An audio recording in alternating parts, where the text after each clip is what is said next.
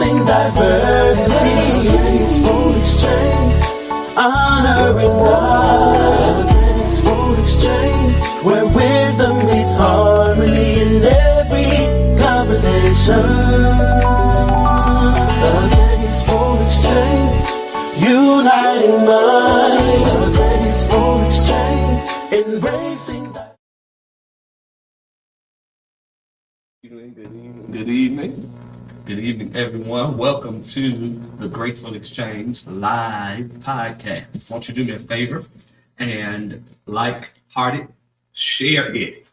It's free to share. Come on in this room. We are here. We don't have the time. All right.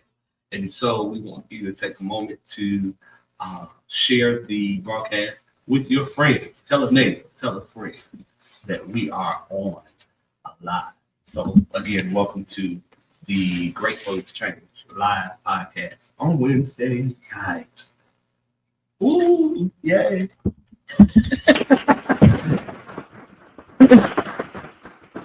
We started early. All right. So we are grateful to have at the table with us on tonight, Pastor Janice Taylor.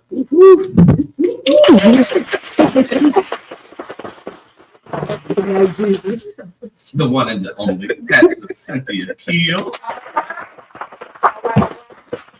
And we have my eldest baby, my eldest child, Tatiana Jack. So we have a wonderful show planned for you tonight. So do me the favor, real quick. Again, let's heart it. Show me some hearts. Give me some hearts. Y'all know I need to see hearts. I don't like thumbs up, the lights. Give me some hearts. There you go. I'm loving it. All right. So again, we are going to have a great show. There is so much to talk about. A wonderful subject on tonight. And I look at it that we have those that are skilled to talk on this subject at the table. And so we want to have a graceful exchange and share our hearts, our minds. This is a no holds bar. This is an uncensored show. Okay. And so we share truths. We are free and we are open to have dialogue. And so again, we're going to share this. Do me that favor. Share this. Tag somebody. Tell somebody that we are on tonight. All right? Tell somebody. Say the Graceful Exchange is on live. Yeah. All right. Let's go. This is a subject, y'all, that you don't want to miss. You do not want to miss. Look, I got to tell somebody. Tatiana is at the table. Lord. Yes, she is.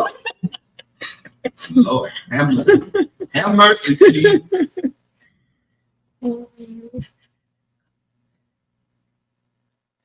All right. Let's go.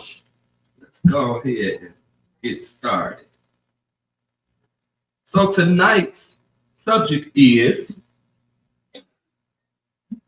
In Their Ear, Guiding the Voices, Influencing Preachers' Kids, and Youth.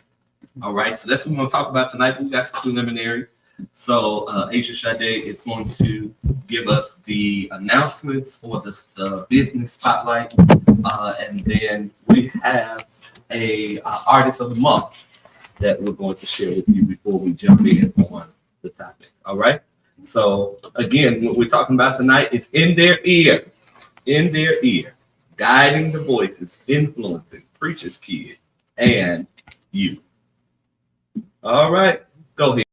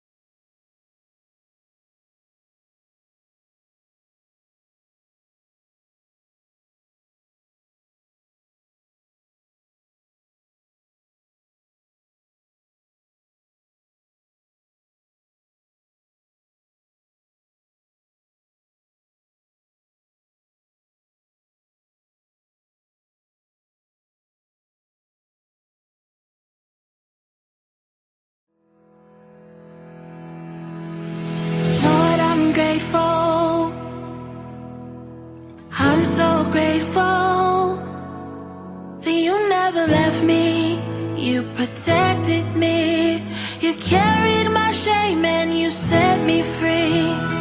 You're good to me, better than this world could ever be. You never left me, and I'm so grateful.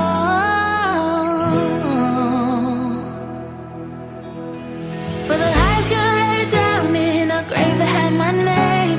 Even when I'm not faithful, your love never changes. I'm so grateful, I'm grateful, yeah.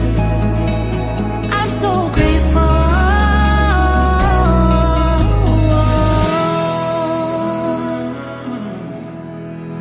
Lord, I'm grateful. I'm so grateful. You never left me. You protected me. You carried my shame and you set me free. You're good to me, better than this world could ever be. You never left me. I'm so grateful. The life you laid down in a grave that had my name. Even when I'm not faithful, your love never changes. I'm so grateful. Grateful, grateful. I'm so grateful. I'm so grateful, grateful. I'm so grateful. I'm so grateful, grateful. Grateful. I'm so So I'm grateful for all of the ways that you made me grateful,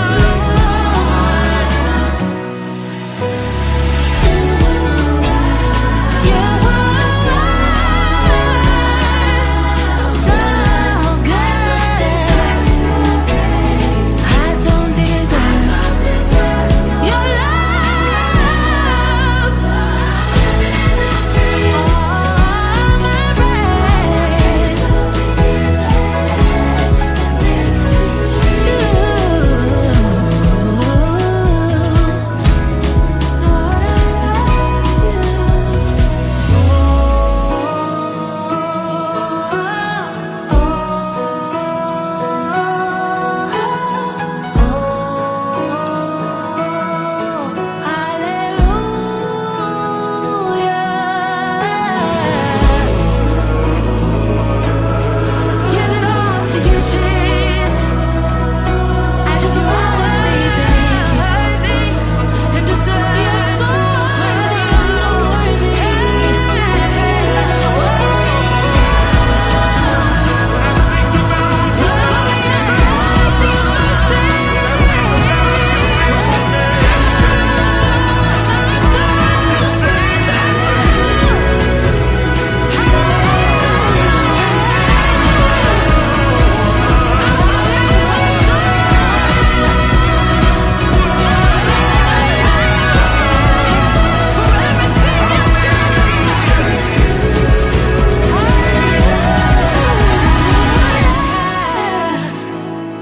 Thank you, Jesus.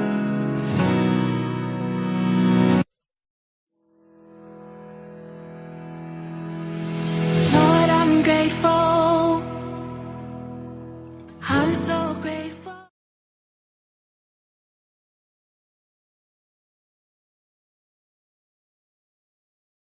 I think. That was I something think it was, yes, beautiful. beautiful. She had a beautiful voice. Beautiful voice, Ariana Thomas, and Grateful. It is available on all digital outlets. Let's go ahead and support her. Let's support her. She is phenomenal, has a wonderful spirit, and I believe she is worthy to be supported. So let's go ahead and support her. All right, again, it's Ariana Thomas, and it is Grateful on all digital outlets. So let's celebrate Ariana. Can we do that?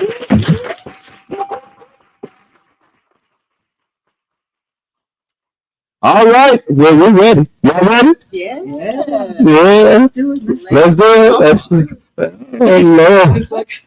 Let's do this. Let's have a time tonight. Let's go ahead and enjoy one another's company and have some good dialogue.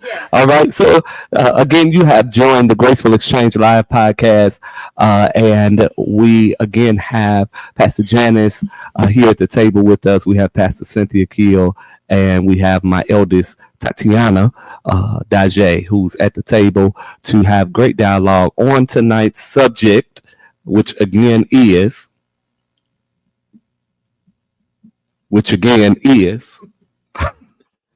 in their ear, guiding the voices, influencing preachers, kids, and youth. So the PKs are young people.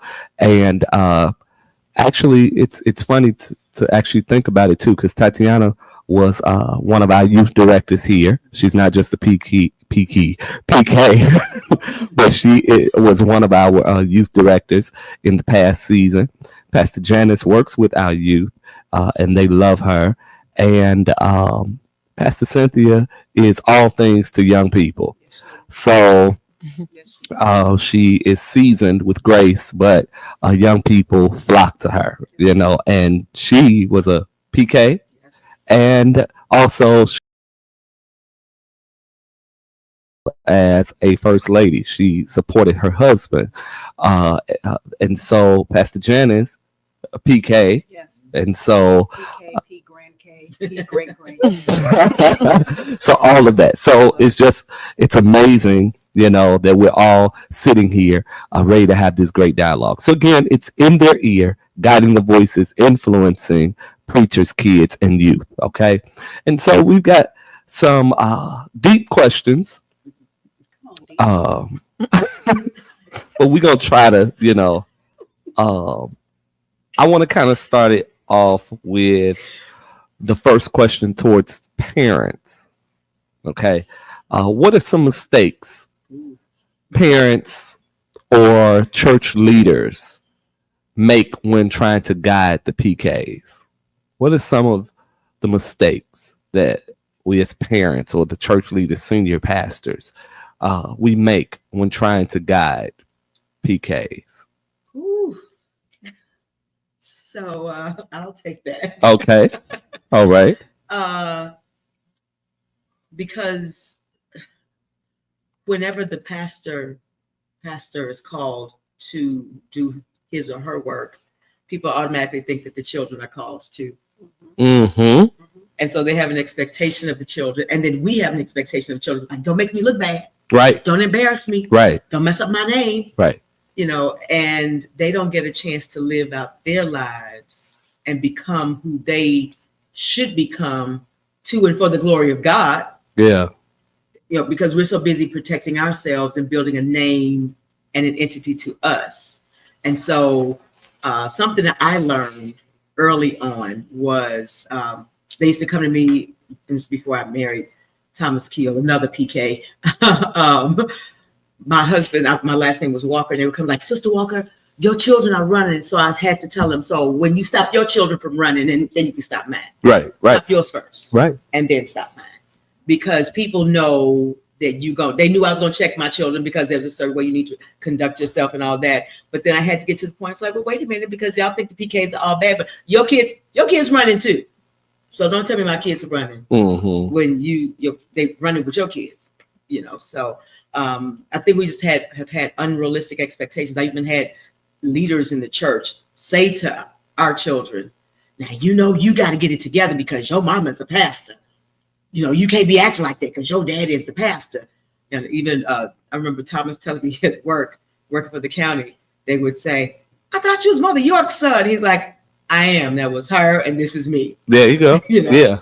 And so those are we've had unrealistic expectations of our children, and this is why they can't wait to grow up and go away. Yeah. Yeah. So they can be free to be who they are. Yeah. And so we don't treat them as humans. We don't treat them as individuals with their own thoughts and ideas. When Pastor Reggie passed away, and they were selecting me to pastor, they went to my children and said, do you want, how do you feel about your mother pastor? So my youngest son, he said, and at that time he was 11 years old, he said, she cannot be the pastor. That sounds like it. And they were just like, oh, how dare you say that? And what's wrong with you? She has to answer the call to God. And then somebody, thank God for the somebody that said his daddy just died Yeah. as a pastor. His mother is all he has.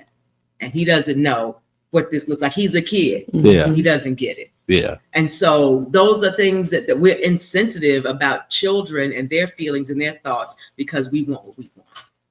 That's so true. So we as parents make the mistake of being insensitive Oh my too. God. Yeah. I don't think that we set boundaries either. And I think a boundary has to be set from the lens of the parent who's the pastor, or the parents who are co-pastors maybe, or just in leadership positions. I just think that just because Reverend Watermelon is the pastor does not mean that the baby watermelons want to be here. They are not the pastor. My oldest daughter will tell you in a minute, my mother is Reverend Janice. I am not. So while she may greet you nicely, I may cuss you out. That's just her Amen, stance. Shouts out to Spirit. Amen, Spirit. That's her stance. If you meet her today, she is the same way, and that's how she is going to. I think we tend to extend grace to the congregation to approach our children the same way that they approach us, and Mm. that's unfair to them. There has to be a boundary set where you can come to me with all of these ministry things, but remember, those are my children. Right. They are not or have not voiced that they are called to ministry. Even when you have adult children, Right. if they are not reverend or minister in training or elder elect or whatever the position may be, they are the children of the senior leader. So approach them as children. They are not the ones called. They are here. They are serving because they are part of the unit. That does not mean that they are called. That's not Reverend Senior Pastor and then Little Reverend Junior. Right. That is your son. That is the pastor's son or daughter. So it has to be a boundary set by the minister, by the senior leader, by the parent. And then the second thing is just on the parental side, children are sponges. Yeah. Children are tape recorders, but children are also mirrors. Mhm. And you can look at your child and see how you are reflected to the world, because how your child perceives you is probably how your ministry receives you. Mhm. So just in that sense, just keep an open mind in the sense that your children are reflecting how you're being seen. But that does not mean or give license to the fact that your children carry your title, because they don't. And I think us as senior leaders, we have to remember that we cannot treat our children as if they are our co-laborers. They are Mhm. not. Oh They Yeah. are our children. They should not be here at midnight. And I'm saying this from a senior pastor's. Well, mine be here. I'm trying to help you out. She tried to help me out. Right, right. And look, they all got their own cars. Oh, well, that's. And they be if you hanging wanna out. be Yeah, here, if you want to be here, Right. okay. But I hear what you're But saying. growing up, I remember Oh my gosh. my grandmother, it would be 3:00 in the morning and they getting ready for Oh, the church Jesus. fried chicken sale / Christmas play / Mhm. whatever the event is going on. So they're getting ready for that. And I'm asleep on the altar My Lord. not because I didn't have a bed at home, but because I had to be here because my parents were here. Mhm. So we have to allow the grace to let our children be children, because that's what they are. That's a good point. So I'm gonna stay right there because that's actually where I was going, right? Because the question, what are some mistakes that parents or church leaders make when trying to guide PKs? And that was and has always been in the back of my mind my greatest. Because there were times my kids would sleep on the pews while I was doing work to kind of further the church.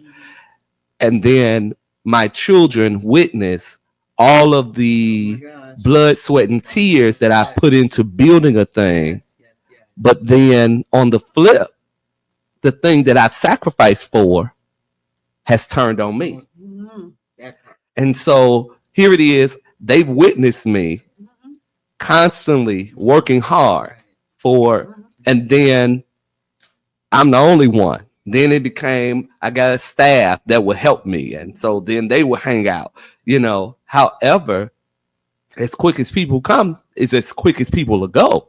Yeah. And so children asleep and they watching for years. Okay, my daddy is in that office working, building something. And I mean, even before we got to Blue Island, just even on Hamilton, same thing. And I had to go to work the next day. Sacrificing time, talent, all of that. And they're sleep on pews. So if anything that I regret is that level of, I won't say commitment, but I would say the time that I put in. That sacrifice of time, because that was me wanting to build something great for God, Right. and God wasn't requiring it. Because I know something Yeah. I did was when things would change in ministry, then I trained my children to take on the roles Mhm. of those that the adults had failed at. Hmm. So it's like, oh, well, you just be the usher. You just be the one that follow the programs. You be the one that, And so while we thought, that I was training them up in the way that they should go, and when they're old, they won't depart. It's like, no, you were making them adults. You were holding them to a standard of an adult to fill in for grown people who were different. Yeah, Thank you, Jesus, for the word. yeah, There's a whole other T word that was coming out. I got it.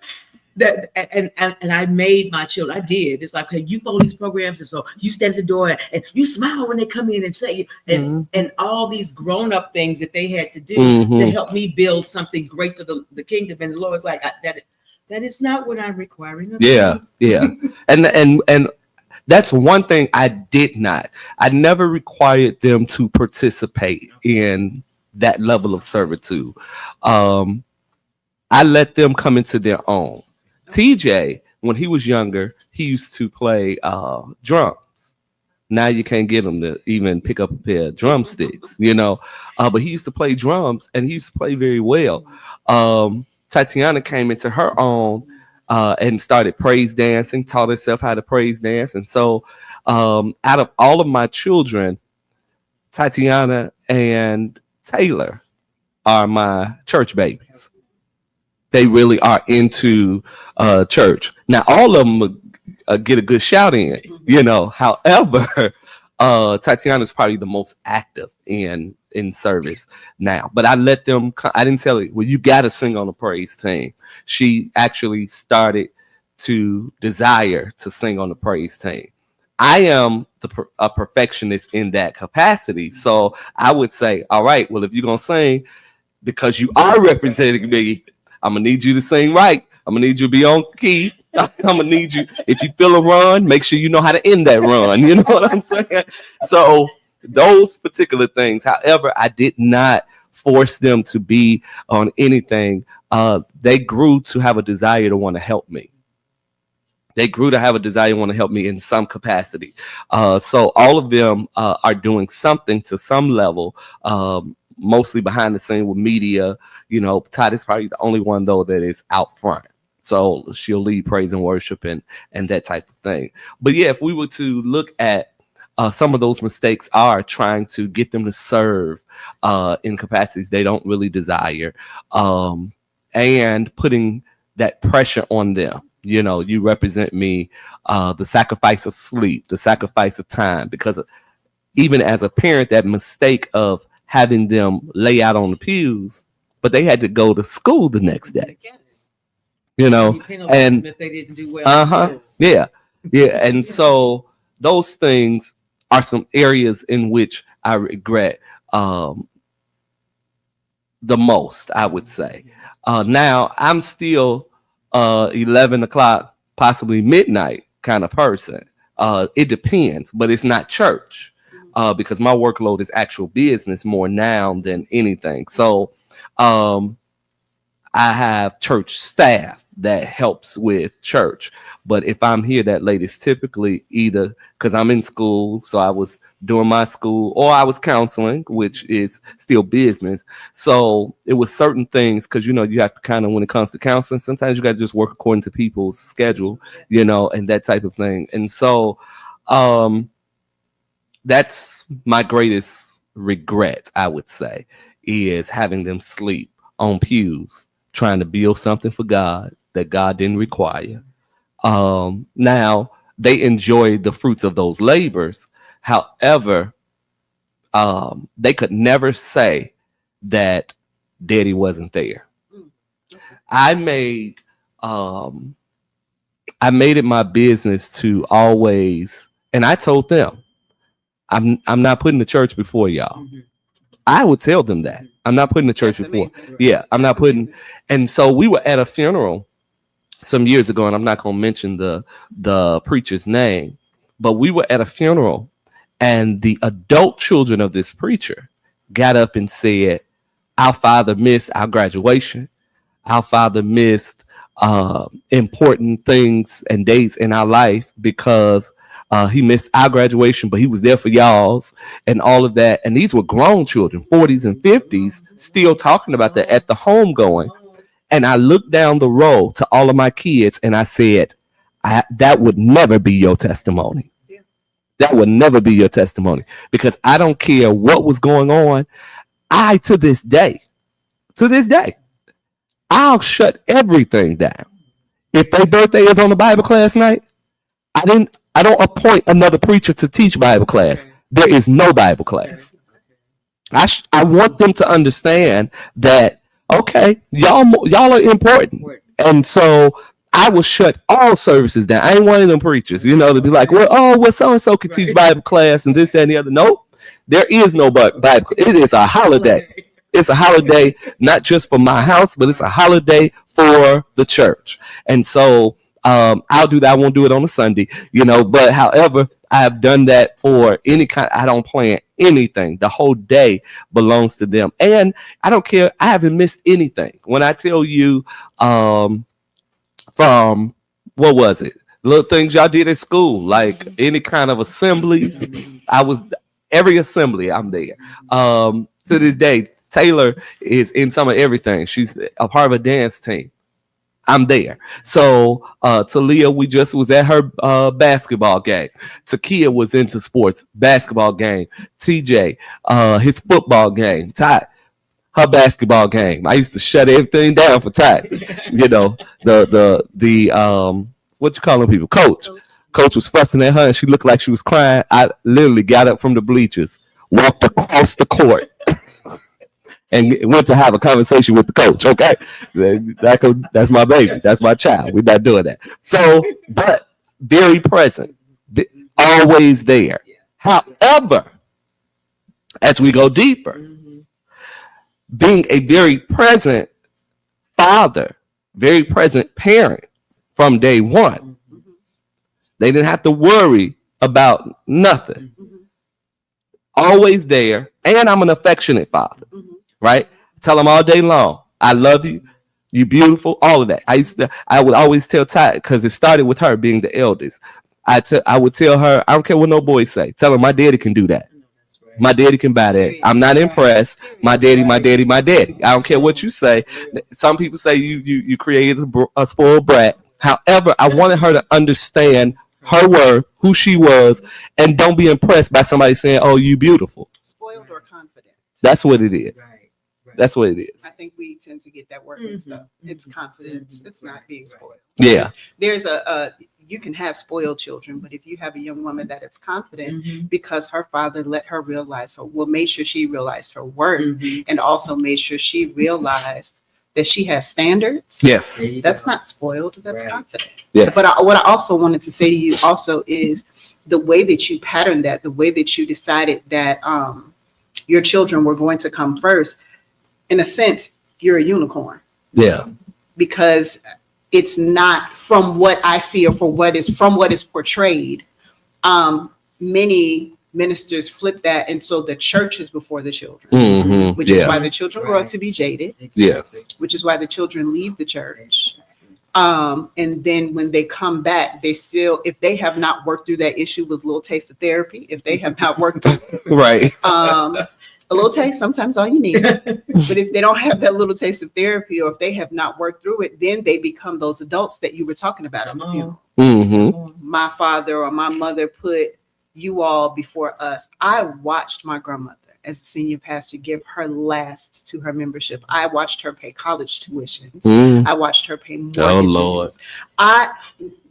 When I was 16 years old, my grandmother took me to Marshall Fields on State Street.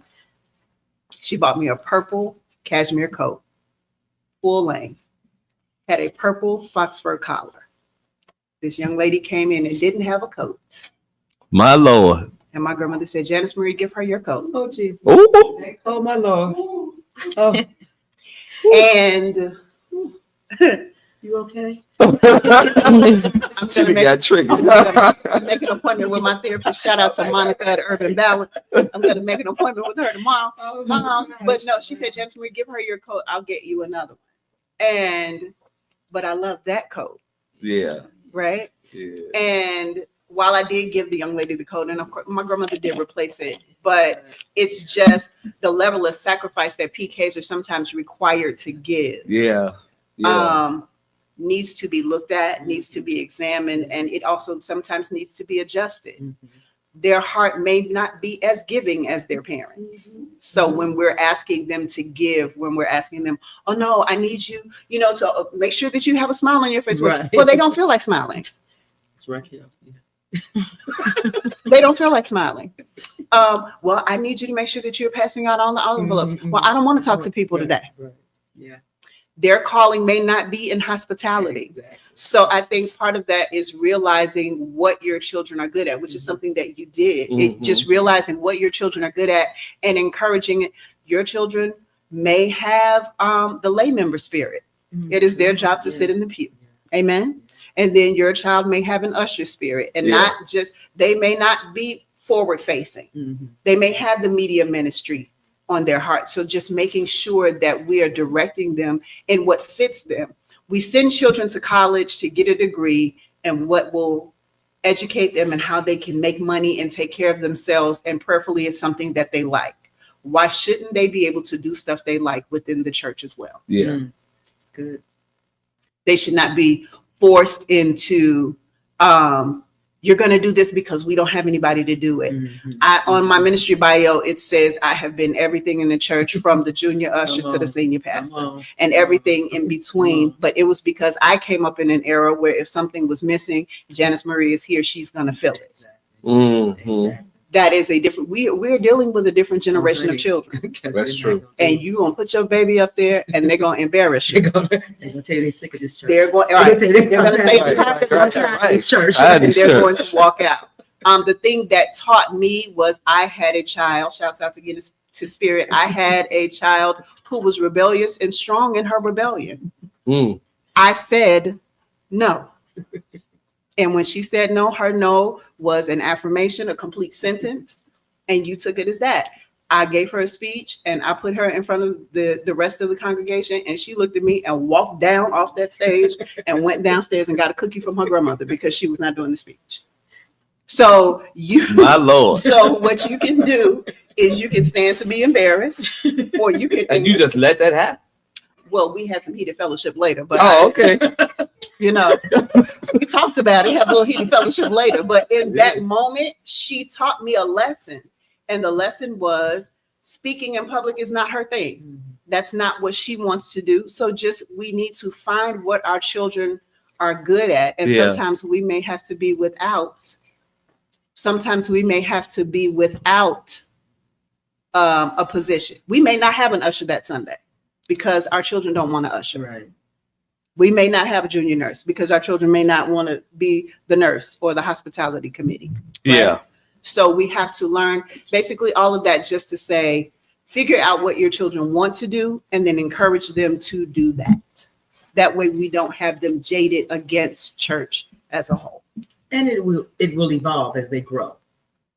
Just like it does for us. You know, you started out singing and then you ended up playing an instrument, then you end up emceeing the service, then you end up giving your first sermon. So we evolve, right? Help, Lord. I know, right? All of that.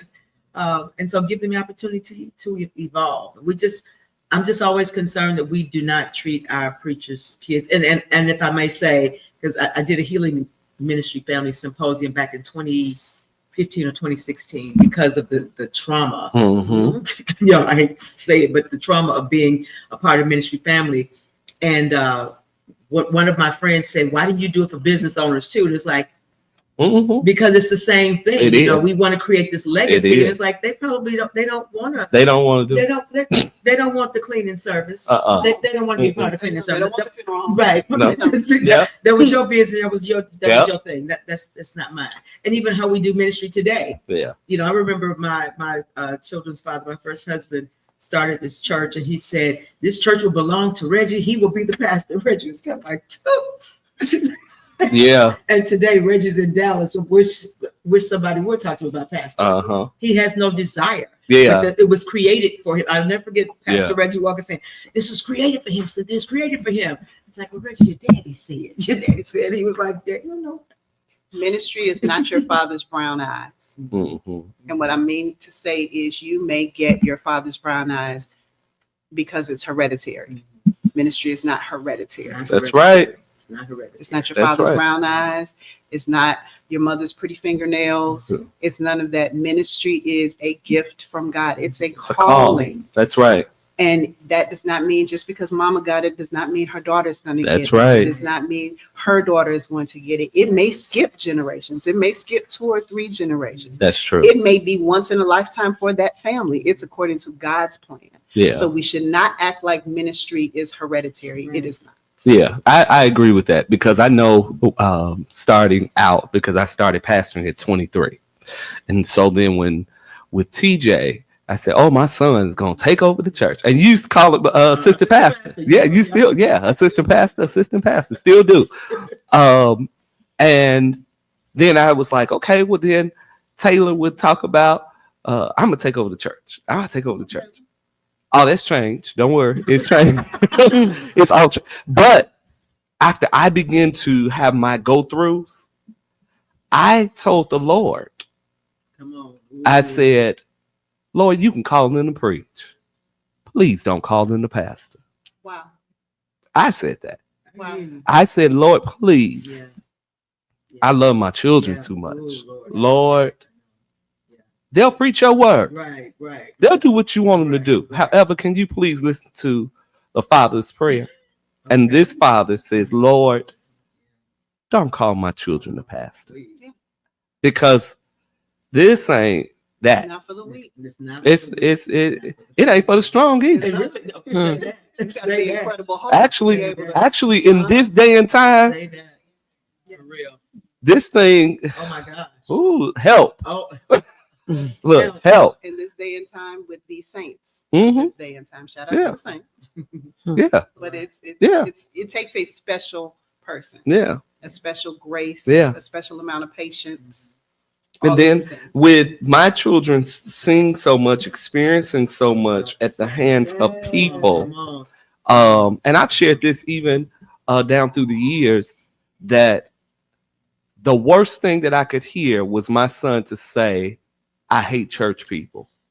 Mm, And he was young he meant it. and he meant Yeah, I it. was gonna say, what- And so I believe we are on the other side of hate, thank the Lord. To God be the glory. But I said, God, we can't do this one. So I didn't set up things to be where, as you say, it's hereditary. It's not going to, the hierarchy is not, or the Legacy. succession plan Right. is not that automatically my kids are going Right, to come in and take right, over the church. And if God called them to pastor, Mhm. it don't have to be this church. Right, Come on. He can call them to start a work or whatever.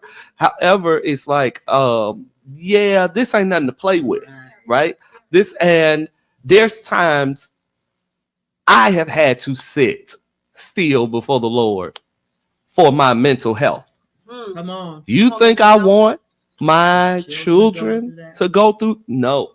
and your No. children have already been through it, Yeah, right? yeah, because they go Because through with you. That's You. where that Exactly. boundary, Yeah. it exists, but it doesn't exist Right. because your children feel what you feel. Mhm. Yeah. So when you are hurting or when you are angry, you think Tatiana doesn't feel it.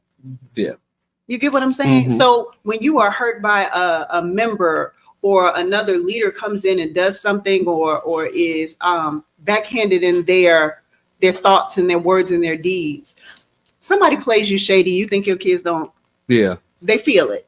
Yeah. And not only do they feel it, no, they don't want to be around that person. Yeah. And us in leadership, we are taught that we are supposed to be graceful and we're supposed to have a grace for people. And even when they do us wrong, we're supposed to welcome them Lord back help. with Oh my open God. arms. Right, You right. see how I'm saying this? Right, And right. we're just supposed to and come to Jesus. No. And we're just supposed to do all of these things. And we're supposed to have this. And we're not supposed to feel that. Or if we feel it, we're Yeah. supposed to put it in the back of our minds. Well, guess what? Our children don't have any of that. Yeah. Because And we don't. you hurt my mama. Let's tell We the truth. don't. We don't. Not yeah. We Because don't. you hurt my mother. Yeah. You hurt my father. You said mean things about my parents. You said mean things about the people who are set on this earth to take care of me. So yes, I'm not going to speak to you. Right. Yeah. Because that was Raquel's thing. Yeah. I don't mind calling my children. Uh-huh. But They'll tell it. Oh, they will tell Yeah. it. Oh, they will. Hmm. Because I remember Raquel telling me, and I think this is before her father passed, so she had to be like 10 or 11, and she said, "I was in the washroom, mommy, and I heard Sister so and so them talking about Well. you." Well, And it's like, what am I supposed to say? Because she heard them talking. She told me what they said, and so then I go to Pastor Husband. You need to check your people. I didn't mess with my kids. exactly. Mhm. Now they got my kids involved, and I'm feeling the mama bear syndrome, and Mhm. I don't know how this is going to end. And Raquel was the one like, I talk to the people today. She's 35 years old. She's like, I still want to fight. Mhm. I still want to fight the people. I still want to. You're not, Mommy. You're not going to live. It's like, girl, you're not over it. I mean, Right. those people are gone. Some of them are dead. but it is that thing will follow them, right? And you have to go through a healing process. And even with my children, you got to think about these some of these things that I've gone through came from people very close, right? And people that know you forever and that type Know of your thing. kid. And they've known your kids probably since birth and that type of thing. So yeah, children, they are affected by the decisions. But I always tell people, whatever decisions you make, it doesn't only affect you anyway. It Right. affects those that are connected to you. Yes. And I guess the saddest part to this journey with my children being PKs has been my kids built bonds with people. Mm, They built bonds with people's children, mhm. right? And the saddest part is when people take their children. Back in the day, like right now, there's people, I don't know if Rashonda's on here, some of them, Yeah. we grew up together in church, right? Right. We from babies, Right. we grew up together. Now I'm her pastor, she's here with me. But these are bonds that we've had Mhm. from childhood. The sad thing is with my children, who can they say that we grew up in church with? Because decisions that parents make overnight Yes. about some of the stupidest things, Mhm. stupidest things, Uh-huh. and so then it disconnects bonds and relationships, even with children. And so the sad thing is that my kids really would never have that same testimony that, oh, we grew up together in church Right. and this, that. Right. No, because people literally, they in your church one day and gone Gone. the next month.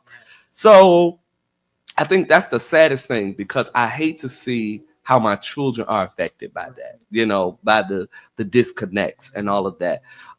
But as we're talking about in their ear, right? That's what we're talking in their ear.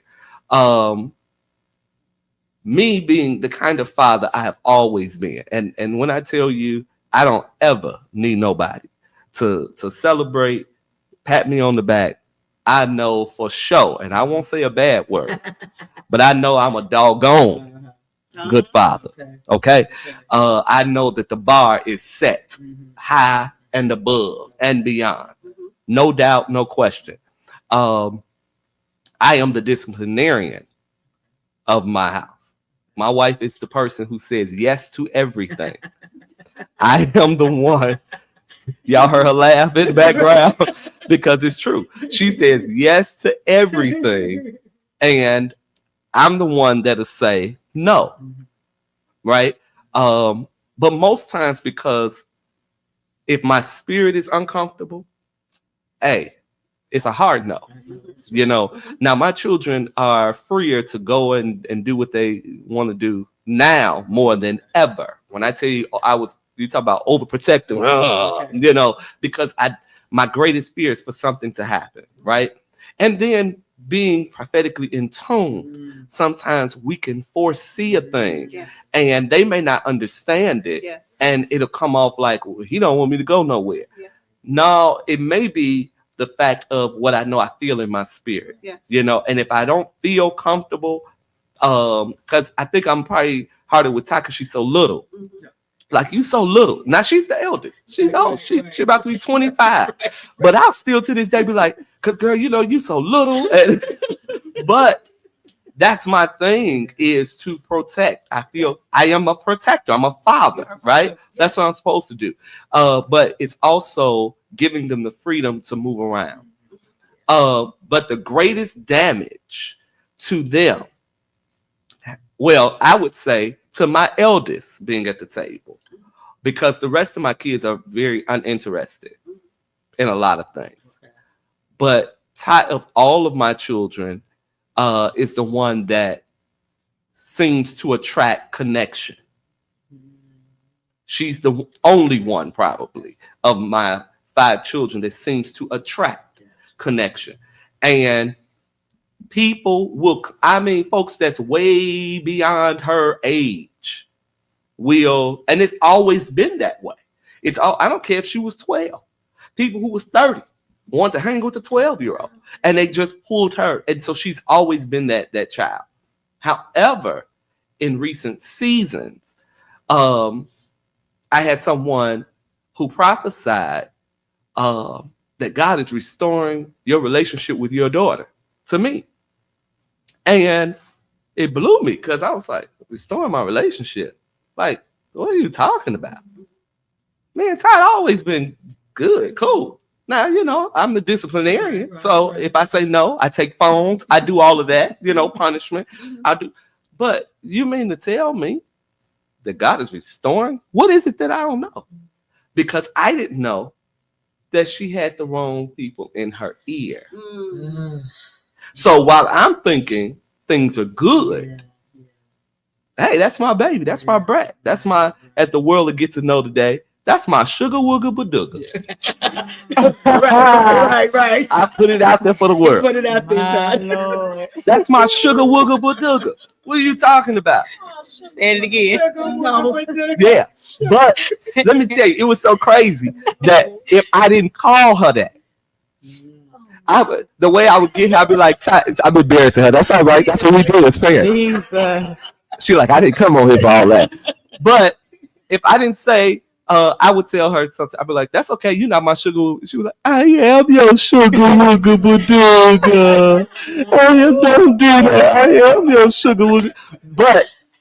But we've always had a close bond. So I didn't quite get it. What are you talking about? Not knowing that the same people, you ain't prophesying a word from the Lord. You got information. Yeah. And so now I got to uncover and do investigate and pray and have the Lord reveal what is. I just saw, look, your bishop is on. That's my friend, Bishop C. Williams. He gonna say, try to figure out how to spell it. But we write it though. Sugar wooga badooga. I can't spell it. I gotta write it first. I have to show it the next time we sit out. Sugar wooga badooga. I was like, I have to become a whole But- I didn't ask for this. But then you think about how sometimes the wrong people, Yes. for whatever reason, will get in your ear and can either damage relationships, connections, and all of that. And actually, since people have been out of her ear, we have been rocking and rolling as if like it used to be. But it was those distractions because people will paint a picture of folks and would literally tear relationships up, especially when it comes to PKs. Mhm. Because you got to be very careful. People will come into your ministry just to get close to your children to find out if you're living what you're preaching about. That part right there. So I think part of that deserves a little bit of old school teaching and then also new school. I'll say the old school first. My grandmother, the legend herself, Reverend Janice Arlene Sharp, said to me growing up, and she said this to every child that came through her house, both biological and just children she took in, but every child that came through the house, Bishop C.E. Williams will tell you, she said, let me tell you something. You are allowed to talk about two things with people outside of this house. You talk about school and the weather. And when they come to you and they say anything else to you outside of school and the weather, you tell them, I am only allowed to talk about school and the weather.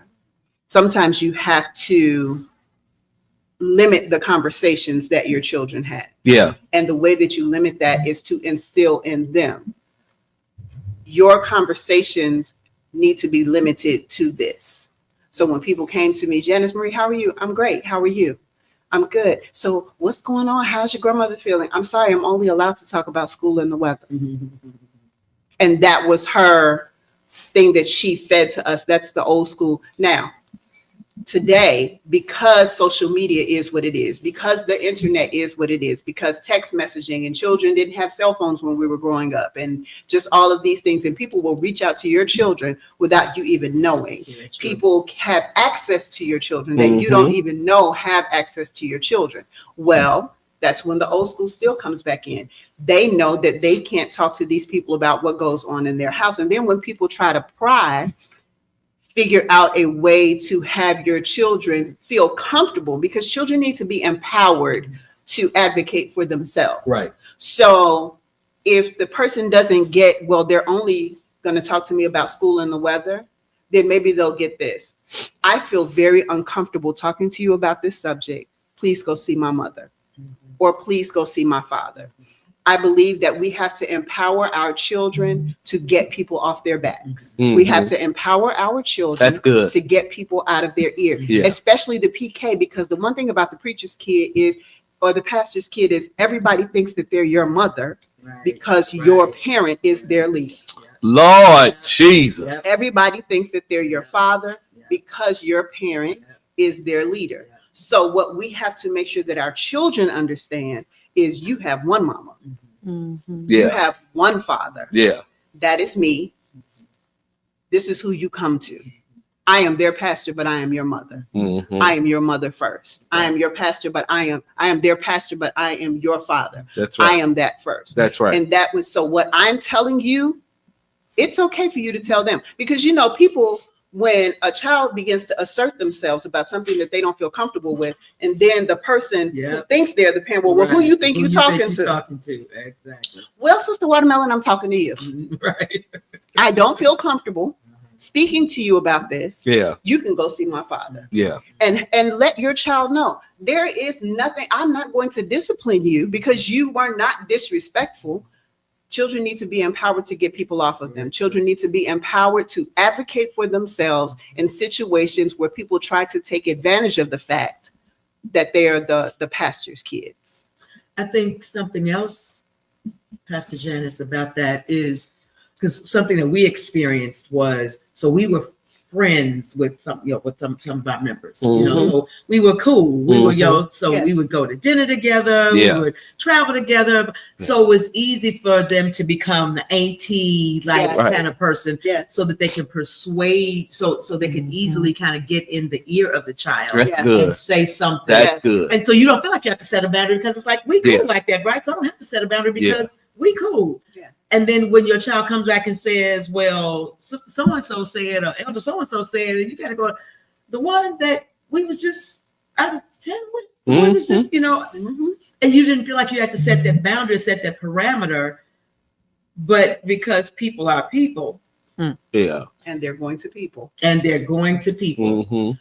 it is very important in this day and time to definitely empower our children to use the voice, because that was something that, growing up in Pentecostal church, like I Stay in a did. child's place. Oh, honey, we were definitely seen and not heard. Yes. Like, be just as cute as you want to be, but don't say nothing but that Easter speech or that Sunday school speech. Don't do anything. If you have anything to say, you don't say it. And when you say it, you better say it a certain way and all this other stuff. I remember being, growing up and just feeling like I needed somebody to speak for me because I didn't know. Yeah. Then I found my voice. It's like, somebody gonna slap me because I'm saying stuff wrong.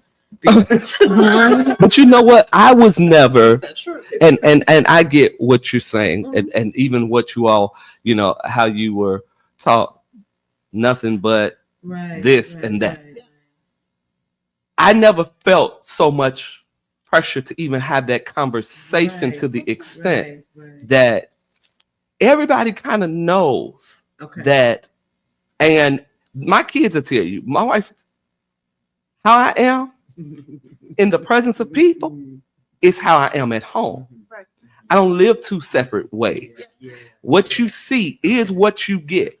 So I never worried about my children. Oh, they gonna go and tell this going on. Okay.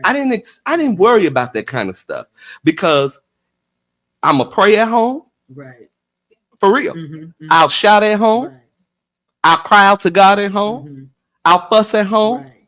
and I'll do everything right up in here. Right. But they didn't know that though. Right? The people didn't know. Exactly. Right. Right. However, I never felt like I had to.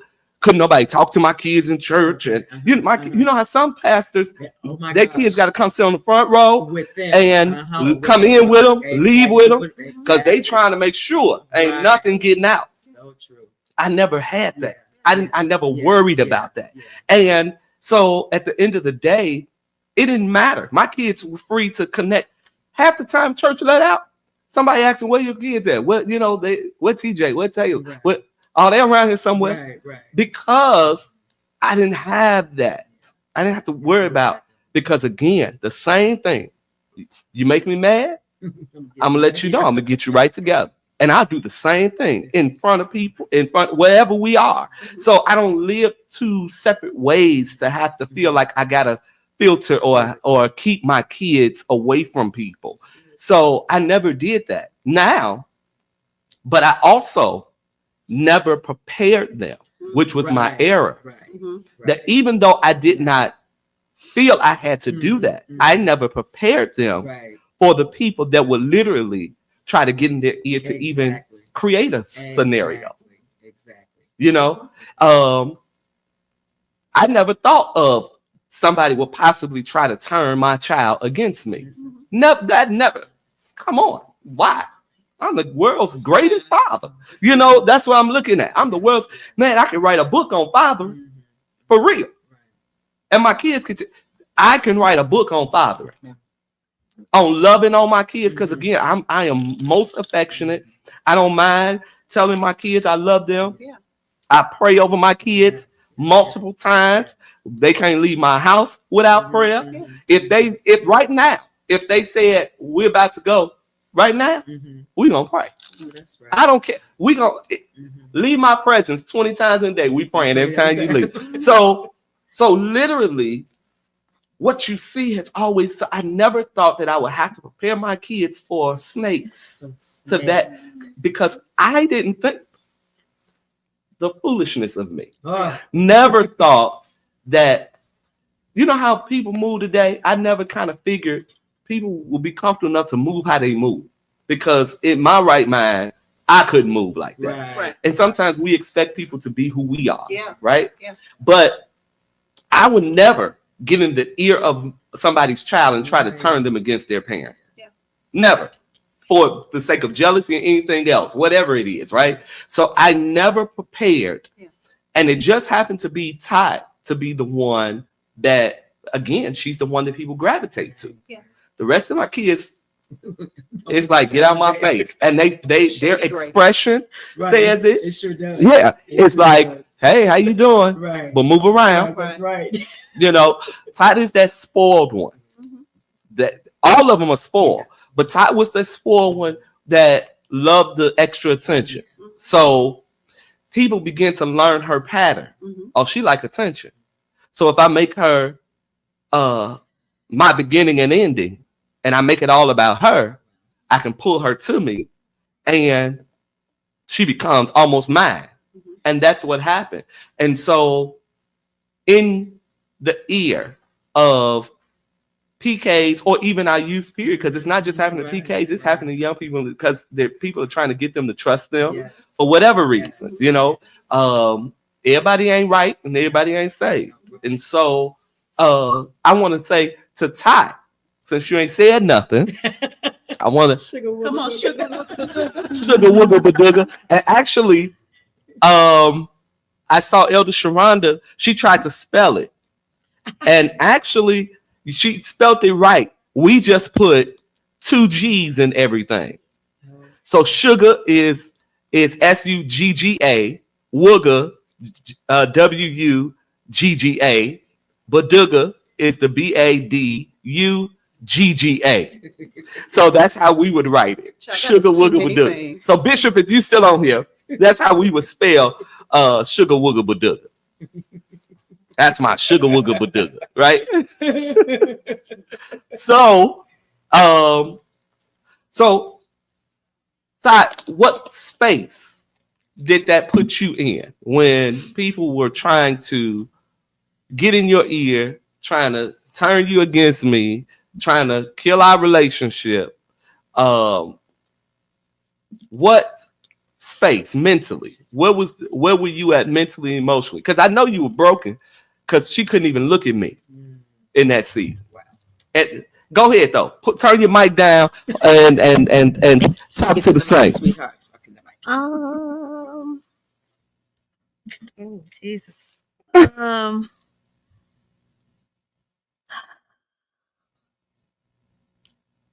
is racing. Honestly, it hurt me again because I'm a daddy's girl. I always been a daddy's girl. So it was just like, I don't know. It was a lot of emotions. I was confused. I was lost. And like he said, I like the attention. But not only that, I'm soft-hearted. So I love people. But at the same time, I don't, if you get what I'm trying to say. So it was just like, yeah, this person was showing me attention at the time. So I'm going to take it. But I guess it was the wrong person. It was the wrong people. And I didn't realize that until like time went on and everything was just in shambles. And it hurt me real bad. To this day, like I think about it to this day, and I wish stuff could have been different. Didn't go the way it did, because it's just like, I don't know. I'm a daddy's girl. I love my daddy. Like, so it was very, and is still very hurtful. Again, because I think about it like every day. So it's just like, Because and the crazy thing is that in that particular season though, right? And I know she has to still feel the weight of it. Yes. Because again, she is a daddy's girl. Always have been. But you let people who didn't have daddies or have good relationship with their fathers or wish that they had this level of a bond and relationship, or just people who don't want to see your family be well and do well, right? You let these people get in your ear, and now you got all kinds of stories out here. So now all this stuff is floating around the world. And in her mind, like, I didn't help this thing. I didn't cover my daddy, protect him from foolery, because I didn't see it. I was just thinking that I was getting more attention from somebody who actually was setting me up. And they were using that relationship as their ammunition to eventually, do what they did. However, you still got a PK sitting here that's still carrying the weight of it. That's what I think. That's what it's to hear her say. You're not getting emotional. To hear her say that she still thinks about it every day. Mm-hmm. And adults that are responsible for Come Come for on. speaking life Yes. and pointing young people in the right direction, to put that kind of pressure on a child in a vulnerable state. and It's to take it back. predatory. It's predatory, and God's gonna get it. Yes. Oh, It's God's gonna predatory. get it. Oh, yes. God's gonna. So, baby, while you carry, forgive yourself. Your daddy has Say that. forgiven you. Forgive yourself, and know that this is under the blood. Oh, I am trying not to cry. It hurts Yeah. my heart. And God is going to handle the person. Yeah. or You the trying not to people. cry and I done got mad. All the emotions at this table, but because it just, and I really hope we understand the impact we have on our generation, on our younger generation, and the weight that we put on them because of our ignorance and our foolishness and our lack of godliness and lack of maturity, Yeah. just craziness. Yeah. It's sad because, again, if I really, and I'm not gonna go through the entire thing, however, who's in your ear matters. It matters. It matters because when you think about it, you have look, we got Kleenex coming through curtain. You know, but you literally, and I don't think people understand the weight of the action, because folks almost destroyed Come on. our relationship. Like when I can't put it on here, but when I tell you almost, it was people that actually tried to talk her out of my house, talk her to move, run away. Literally, people were in her, it was in her ear, and again, where you gonna go? See. But not knowing that there was a plan for where she was going. The Lord exposed it all to me in time. He exposed it all to me with facts. But literally, and the crazy thing is, in a particular, my last season, someone who was in her ear told off on another person who was in her ear. Oh my gosh.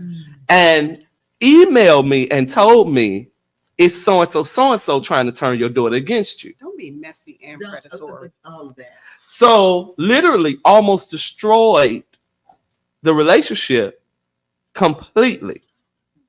And literally, you talking about a 20, because this started, she wasn't even 21 yet. And literally went all the way until she was 23.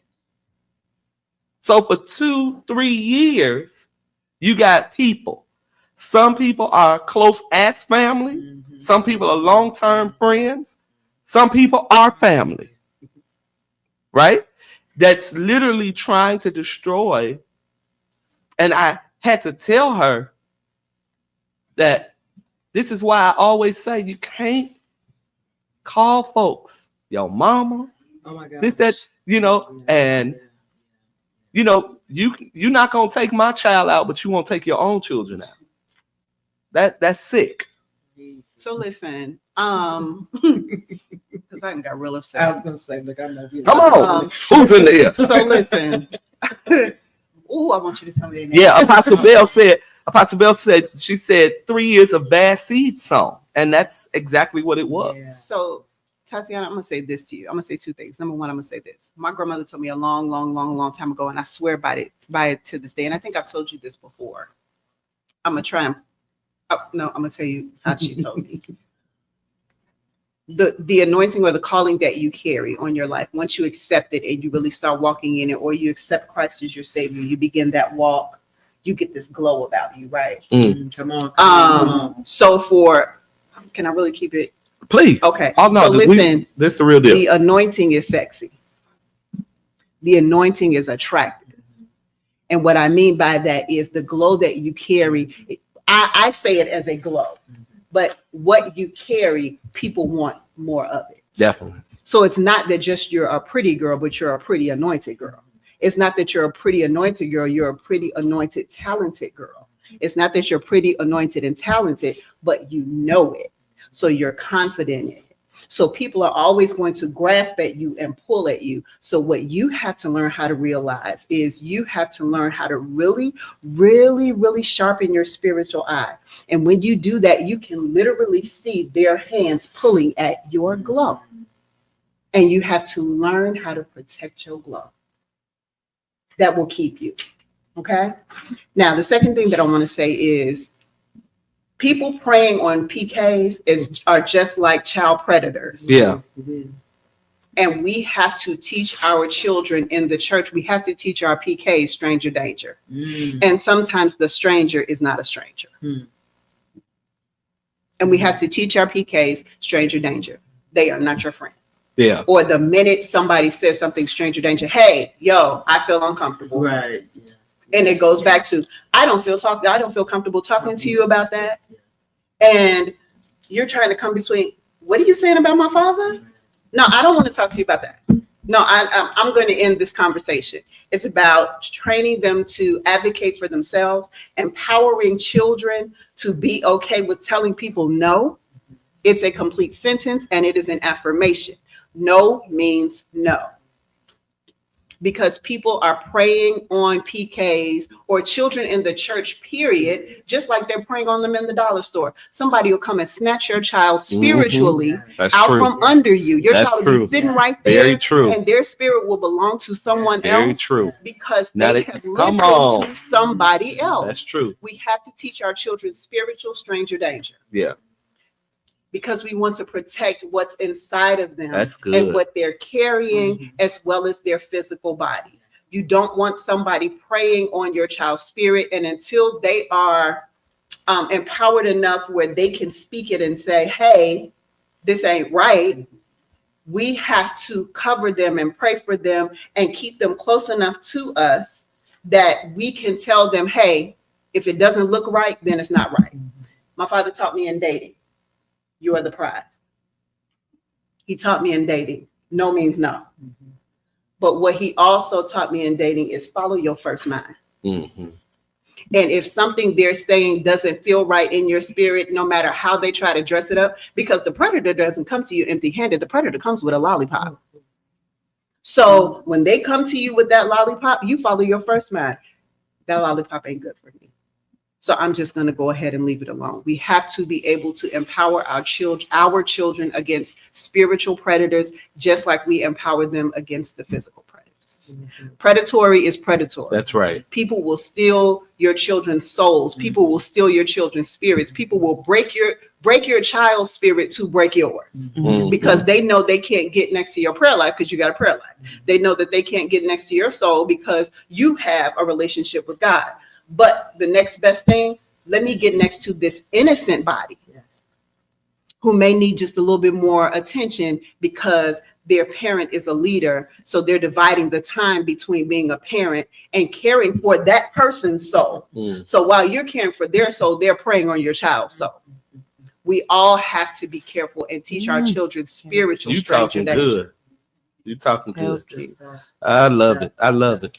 So Todd, tell me. Wait, what you say? So tell me, because for the last 12 months, because this season has been a transformative journey to healing. That's what we have concentrated on, healing, right? We've talked about it all year long. This is a journey to healing. How have you healed in the last 12 months? Because we all have seen a totally different time. So how have you healed after having for years some of the most important people in your life in your ear with negativity, to some of the people that you invited into your life with negativity? And so you've had from family to friends and all of that. And then you, again, still thinking about your mistakes and all of that, because like you said, daily you think of that. However, I believe for the most part, you are healed. What does that look like? What has the last 12 months been for you? Honestly, I mean, it happened, but I'm gonna say people wise, just act like they don't exist.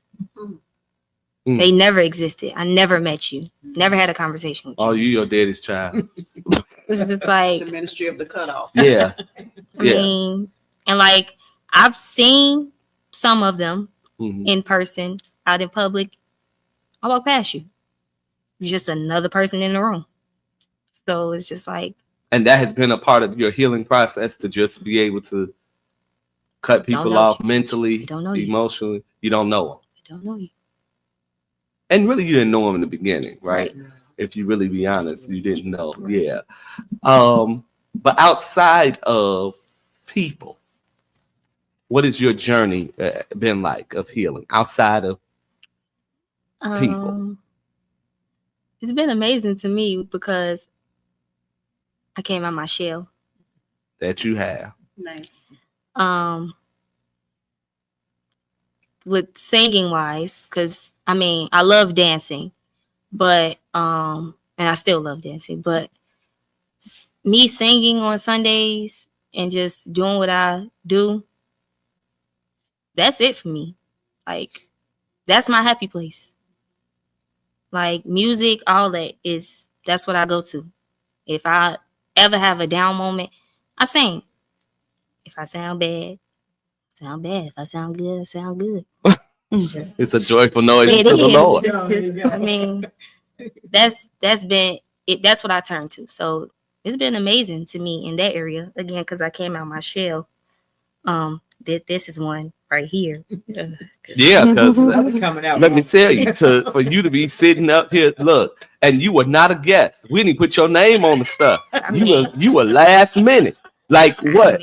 We was 2 minutes ready to go live. 1 minute. Said my daddy is. 1 minute, and she joined the table. But I believe your journey has been good for you, or as far as the healing process, because again, even the ones in the room, as well as those that are commenting on the live, we've all seen you come out of your shell. All seen you come out of your shell. And embrace. Yeah. She's free. Yes, that's exactly what it is. She's free. And just how you minister in leading worship, something that you had never really done. And when I say leading worship, you lead worship. You're not just singing. You are actually leading worship because you've led a song before. However, this is a type that we have never seen before. And sometimes we have to go through things Come on. in order for us to evolve, Yes. for us to mature, for us to Yes. grow, Yes. and to learn. Yes. And so even if that was your learning process at the hands of me suffering, glory to God. However, if that's what it took for you to fall in love with Jesus for real, because I believe that's what's happened. I've seen you actually fall in love with Jesus. So if it took me to be the vessel used, our relationship to be the vessel used, if it took for people to get in your ear just to push you closer to God and me, whatever it is, it's okay, because people gonna be people. At the end of the day, people are gonna be people. Situations are gonna be situations. Church is gonna be church. Life is gonna be life. However, if this thing calls you to fall in love with Jesus for real, and to be the better you, the greater you, the called you, anointed you, predestined you, and ordained you, and mantled you, to be you, if it was a part of your becoming, it's all right. Amen. Because Yeah, we'll take it, because at the end of the day, I don't see you ever returning back to that place and that space ever again. I don't ever see anybody being able to cause you to go to a space that God has delivered and freed you from. And if this had to teach you how to view people, view life, realize that everybody say they love you don't love you. If this had to teach you that everybody that say I'm for you isn't really for you. If this had to teach you that you don't have to make up stuff to get attention. If this had to teach you that at the end of the day, don't burn your parents, but your parents will still be here. You know what I'm saying? Certain things, this had to show you and teach you what unconditional love is and all of the rest. It's all right. Your healing journey has been evident. You have evolved and you are coming into your own. And I still believe that the hand of God and the blessing of God is on your life. We just don't repeat cycles. And it taught you a lesson as well, right? It did. Almost Like definitely. it wasn't just, let me tell you something. Most definitely. If Jesus is the outcome, then it's a win. Hello. Yeah. Like, All day period, long. right? All If day Jesus long. is an outcome, it's a win. If Yes. it's somebody going closer to him, Yes. Yes. we're gonna count it as a win. Yes. But then on the flip side, because she is your oldest, Right. Yeah. this taught you to kind of be on the lookout for something, Yeah. right? It taught It you did. how to recognize that even though the garden is beautiful, snakes like pretty gardens too. That's good. Yeah. That's good. The yard is amazing. Right. The landscaping is wonderful, but it's a king cobra sitting over there to your left, Yeah. and he's waiting. And so now it's taught you just to be on the lookout because that snake is coming, Yeah. and how to guard yourself and guard your family against said snake. So I think it's a lesson. Yes, Jesus is the outcome. Her becoming is the outcome. And we thank God. Yes. Yeah. The greatest lesson is a learned one, Yes. Yeah. right? We don't lose, we learn. That's it. We There don't you lose, go. we learn. The greatest lesson is a learned one. The only cycles we like are the bicycles, motorcycles. Those are the only cycles we like. We don't like the cycles that we just have to continually repeat. So just if she has learned a lesson, and if the child has learned a lesson, and the parent has learned a lesson in how to guard against further incidents of snake bites, Yeah. then we count it as a win. Yeah. Because that's the same thing that God and Jesus goes through with us. Yeah. Period. And Come on. and we keep talking about, our lives are supposed to mirror what the kingdom of God is like. And we take it so personal. It's kind of like, I don't know why Yeah. you heard me. Yeah. Oh my God. Yeah. And the Lord's like, what you think? Yeah. Hey, cross. Yeah. Right. What you think? My only son. Yeah. My only son Yeah. went through all this. Yeah. Yes. I gave him to you all so that I could have you all. Come on. Yeah. And look And- how you did. And look how you did him. And you mad. now you mad. You big Huh? man. Right, you mad. You big man. You big mad because the enemy came this way. But a lesson A learned. lesson learned. Come on. Yeah. I love how God shows us how we don't love unconditionally. That's it. I like We I like stayed in our Apostle love. Apostle Brinson. He said, Ty, he said she discovered her own self. Exactly. He said came out of the shadows into selfhood. Exactly.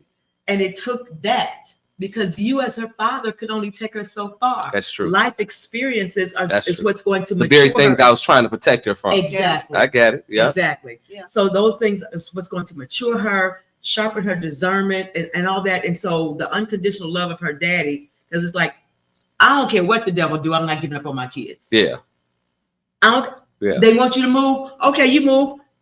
I am not letting my children go. I might have to let you move over there so you can get what you need to get, do what you need to do, but the devil can't have my children. There you go. And that's on period. And that's on On period. bro. No cap. Never, ever, and ever is longer than never. I wish you would. I like what Rakaya put. She said y'all both learned how to better protect each other. Yes. That's good. Yes. That's good. That's good, Rakaya. Yes. Yep. No kind of- So what's some of the pressure, Ty, since you at the table? Since you What's talking, some of we hadn't talking, you right? talking, girl, you talking. What's some of the pressures that you have experienced being a PK. Some of the pressures from church. What are some of the pressures because you're the pastor's daughter? What are some of the things that you felt to be? She's trying to figure out which one to start. No, look, I happened to see the comment of Bishop. He said, "No cap, LOL." You know, I'm trying to be cool. You know, yeah. Pray for me. Pressure. On bro. You can't forget that on bro. Okay. What's some of the pressures? You don't feel no pressure? You've never felt pressures? No. Because what? You know me. I just, And that speaks to the father that you are, Mm-hmm. right? Yeah. Just that speaks to the father that you are, that she can sit at the table and honestly say, I really don't feel any pressures because you have not pressured her Mm-hmm. Yeah. to do those things. Her mother has not pressured her. You know, it's because this is the And I don't let great- the church pressure. right. And this is the Yeah. greatest line that a PK hears. You know, it's for the church. Right. Mm-hmm. Right. But I gotta, you know, it's for the church. I know PKs that missed prom. Yep. Wow. I know PKs that have missed their graduations. Mm. I know PKs that have missed momentous occasions in their lives, be it Wow. for financial reasons because their leader parent gave the money for the betterment of the church, or Wow. be it, you know, she couldn't have a prom dress because the church needed a new window seal or whatever they needed, right? A window seal. They could get it right. Right, that's what- Just to get it together, right? So there are things that PKs they lose. There are pressures that they have because their parents are. You aren't church first minded, Right. and because there are so many leaders who are church first minded, then the children they lose out, Yeah. right? So that pressure turns into bitterness. So when you hear kids don't want to hear it's for the church when it's something important to them. Yeah. Mm-mm. Mom, Dad, can you come to such and such? Well, no, I can't because you know we got the fish fry down at the church. Mm-mm. You know it's for the church, right? It's No. it's convocation, convention, revival, the anniversary. And that's one of the things we don't do. Like Right. I'm big on that. We don't have a whole lot of services, Right. you know, and we never have. We have service on Sundays and on Wednesday. That's it.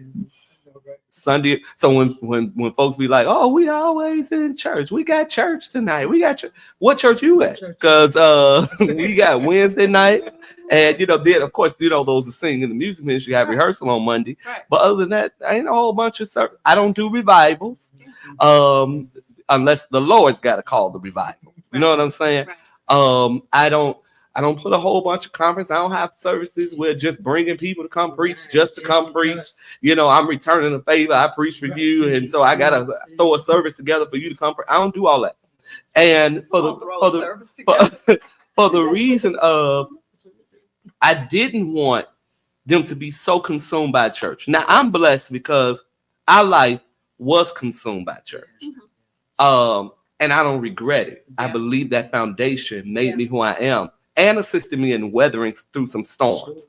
Because I often tell people in this season of life, I believe I'm still making it off the prayers of them old saints. I don't care what nobody say. I believe, because some of this stuff that I have experienced, it's got to be folks who prayed and fasted for real. That, let me tell you, it's got to be, because this stuff is not normal. Yeah. This is dysfunctional, and so I was in church on Sunday all day. Sunday we would get there at 9:30 in the morning, get home probably 11 o'clock at night, because we was in Sunday school that started at 10, and that was from 10 to 12. Had lunch, 1 o'clock service started. Service wasn't over till 5:30, 6 o'clock on Sunday. Come on. Then we stayed around the church. because Mother York had to go to fellowship to be the radio announcer, and we would ride over the fellowship with her and be in that service and then go home. Now, it wasn't a bad thing. We loved it. We enjoyed it. That's all we knew. Right. You know, we didn't know to look at for something else. However, the older I got, you know, when it came into my own and pastoring and all that, like, oh no, I'm not about to do that. We love the mall. We stayed at the mall to this day. We want to go. Let's go to the mall, you know, because they already got an agenda. You know what I'm saying? Or let's go to Walmart. They got an agenda. You know, so An agenda and a list. there you go. But my mind was made up. I was not going to smother them in services. Just wasn't going to do it. But you know what? That worked for your journey because It did. God knew what you were going to go through. Yeah. Yeah. Right. So that worked for your journey. I wasn't going to do that to them. But because this may not be their journey, every journey is different. That's right. This may or may not be their journey. So you treat it differently. Shouts out. Let me just say this for the record. Let me take it a personal privilege to say shouts out to you. Shouts out to my pastor. Shouts out to my AME upbringing that I know nothing of, being in church all that out those hours. That's just rubbish. Yeah. That's what it is. That's why she tell me keep it classy and I'll be ratchet. You need a few more hours. You need a few more hours. The church started at 11. By 1:15, we was going on to the house. Oh, you need to. No, Yeah. we all right. Yeah, she need We all right. We are all right. But you know, like I went to the like St. James had a broadcast or different Yes. broadcasts or something Yes. like that because I'm a choir kid. Yeah. So I love it. Any place where there's gonna be some singing, I want to hear it. But child church, all that. Yeah, we did. Yeah, we you talk about church. We church. And then and see, Ty is the child that I have that will literally, she could church all day, all night. Mhm. Like since she was younger, she can go from one service to the next service. Let's go over to this church. Let's go over that church. And she kind of slowed down lately. She, you know, they didn't get older and they told, no, we going home. I said, oh, I didn't wore y'all out this service. That's, but they full here, Yeah. you know, and so Yeah. they go home now. You know, they you Because going to dinner? that's Well, we their going journey. home. Yeah, that's their journey. All the services and those long nights and those, Yeah. you know, the things that you Yeah, that worked to get us. And God prepares us even before we know that He's preparing us. yeah, He's preparing us for what we're going to encounter, right? So He gave you everything that you needed to encounter everything that you were going to go through. yeah. And then He prepared you to parent them for everything that they're going to go through Right. because the journeys are different. That's so true. That's so true. Well, Todd, that's good that you said that you don't have that level of pressure. I see Rachel Push. She said that's so good. She said because baby, it was pressure. She said I want to cry right now. You know, because Rachel is a PK, and yeah, so she has a testimony within herself because she definitely, I believe her father passed when she was 16. Was it? Yeah, 15, 16. And so Bishop Packer was a man of God who served the kingdom and served the church. And she feels as if she's been robbed of her father at an early age, which is the testimony of your children, Pastor Cynthia, Exactly. as well. You know, and I'm sorry. go ahead. Because he, as Apostle was saying, he wanted to build the kingdom for the Lord. Yeah. And he was there all the time. And so when Pastor Reggie got sick, he still wanted to do things for love. The day that he got into an accident, he was going to the bank to make a deposit for the church. And the deacons were saying, Apostle Walker, you ain't got to do it. We'll do it for you. He's like, no, I'm going to take this money to the bank and deposit the bank. He got into the accident that eventually took his life 3 days later. Never came back home. And my children said for the longest that the church took their father away. Yeah. Because Raquel was 12, Randall was 11. Raquel was a daddy's girl. Reggie was 19, so he was a little older, and he kind of had a different perspective. And Reggie, the church helped Reggie find his niche, so he doesn't have any trauma from church. Reggie, Right. he's kind of like Todd. He's just kind of like, Yes, yes. He's 41. It's kind of like, "See, how many services today, son? Because Mama, All right. Lord is pleased with my one service prayer." Right. But yeah, but my younger two felt like they had been cheated of their father, and the Yeah. church got all the goodness from their daddy, and he was sick. He ended up being sick, and then he ended up passing away, never coming back home, leaving home that morning and never coming back. And then you saying, "We're gonna take your mama too?" Randall was like, "Try." Yeah. I never knew what had happened. That's it, yeah. You know. He got into a car accident. He'd gone to the Pullman Bank over on the Calumet Bishop Ford. Okay. He was coming back, and his blood sugar had dropped low, and the sun shone in his face. He basically went into like a diabetic coma, I guess. While driving. He drove from that service drive at 103rd and was it like Doty Road to 125th and Ashland, not knowing what was going on, and crashed into a tree, knocked this fence over. I mean, it was a horrific accident. It's so much story. I won't tell it all, but they airlifted him to what was St. Francis Hospital. And they called me at work and said, "Your husband's in the hospital." I was like, "Oh, what's going on now?" They said, "Well, ma'am, he's critical, had an accident." I get there, glass everywhere, and it was horrible. It was horrible. And he slipped into a coma and never regained consciousness. Wow. And I had to go home and tell my children their father.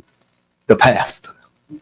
The apostle. The apostle. On church business. On church business. That's on church business. Church business. Yeah. Yeah. So, and I remember, and I was talking about this, Raquel and I were talking about this the other day. I prayed to the Lord, I was like, "Lord, I don't know why you would take a father from a daughter." And she and I, she was her daddy's daughter. She wasn't studying me, and I wasn't studying her. It was a wonderful thing. He was her daddy's child. I ain't got nothing to do with you. And it's like, oh, I got to get to know her. I had to get to know my daughter because she was so into her father. I mean, so enamored by her father. And yeah. And the church people didn't understand it because she was feisty. She had a little bite. He told me when I was pregnant with her, he said, "She's going to be feisty. She's going to have a little bite. So you have to respect it because, I'm old school." Who you talking to? There you go. Yeah. So he was like, "You have to let her be." And we always joke now, like, he knew what she was going to be, and then he left us with her.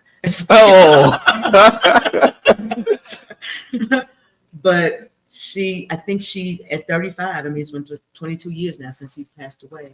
And I think she's finally able to talk about what that pain has been like to not have her father. And because they did talk about, my father gave his life to the church, and he did. He was the one that was paying church bills for my money and all that kind of stuff. So when Cynthia became the pastor, this is the Lord's church. And Cynthia is not paying Peace United's bills and the bills of 8741. So if the Lord can't take care of his bride, it's not my responsibility. Don't expect me to do it. Well, tell me again. If the Lord can't take care of his bride, what you do? So I never. That's a whole other. I think you just crossed us over because I hear exactly what you're saying, and I'll never forget. Because I went through a season of blessing people beyond, right? And I think I told off on myself not long ago too, that I was that pastor that would, and some of them that's been around, they've seen it, they've witnessed it, pay off folks' cars, buy cars, pay mortgages, rent, light bills, gas bill, groceries, gas and cars. They've witnessed me help with children and those responsibilities and all of that. And so they see this. There was even a time where And I'm just not one of those people. I ain't recording it and putting it on Facebook, Right. you know, and that type of thing, because it ain't for them. There's times where I've lined people across the front and wrote everybody $500 checks or whatever, and they witnessed this, my children. And so my son said one day, I mean, because there was times I think I went to visiting churches and wrote checks out to people as the Lord led me to do it. I would just write the check until I ran out of checks for people in the service. Then there was churches I've gone to and just $1,000. This ain't church money. This is my money. My son said, my wonderful namesake, he said, Daddy, why do you keep giving away all our money? Oh, hello. What did you say? That's all I want. You know I had to come back. You already, you know What you me. say, Apostle? Come on, man. You already know. All right. So I had to tell him, I said, well, TJ, I said, you have to understand. I said, I got to obey God as God is leading me. I said, to be honest, this is the way we got to this place of being, you know, where we don't worry about what we're going to eat. We don't worry about a lot of different things. I said, I had to give my way out. I said, I had to obey God to give and bless people. And so I said, so actually, I said, are you missing anything? I said, when you need something, is it? I said, that's a result of my giving. You know, I had to I spiritualize. was going to say, no, you didn't. But then, let me tell you, but then as soon as I started going through, I said to God, I didn't bless these folk. I didn't give these folk all these thousands of dollars. And now they didn't this. And you know what the Lord said to me? And you know what the Lord said to me? He said, but I didn't tell you to. See? He said, that was your That was heart. your heart. I had to pause and I had to think that thing through. Like, you're right. That was, I was feeling sorry for this person and ended up doing it. I knew this person struggled and just wanted to see them have joy. And this, that, and it was my heart. I allowed my heart to tell me God was in it. Right. Exactly. Because it was the right thing. Because devil could give and bless the people. Yeah, Right. yeah, he will. He So will. you Oh, can yeah. come Come back on. and Come on. feel away Come on. when they burn you. Exactly. And that was why I was Yep. determined I wouldn't, because I saw Apostle Reginald Walker lose his whole mind about doing things. Yes. I was like, I wish I would get better about blessing people of God. So this is what we're going to do. Y'all go to work and take care of your business. Cynthia going to go to work and take care of her business. The Lord's going to take care of his church. And that is it. Amen. Yeah. So imagine how the kids feel when they, Exactly. and it's not so much when he said, Dad, why are you giving away all our money? But imagine the thought process when your children have seen the checks being given away, and you Mhm. have lined the people across the church, and you have written out check after check. Now, true enough, your children have not wanted for anything. Mhm. They have gotten all they needed and what they wanted. Mhm. But what they've also seen Come on. is folks be shady There you behind go. your back. There you go. And these are the same people that have gotten checks from you. That's true. So the thought process for them is, why are you giving them? Yeah. You know? So it's not why are you giving away all of our money, but why are you giving it to them? Because we've seen the track record. Because we've Yes. seen what they do, and we've heard, speaking of in their ears, we've heard what they've said. Yeah. So we have to just, I think also, You as better be leaders, quiet. I just thought of something. after- Shut your mouth and keep on talking. Come on.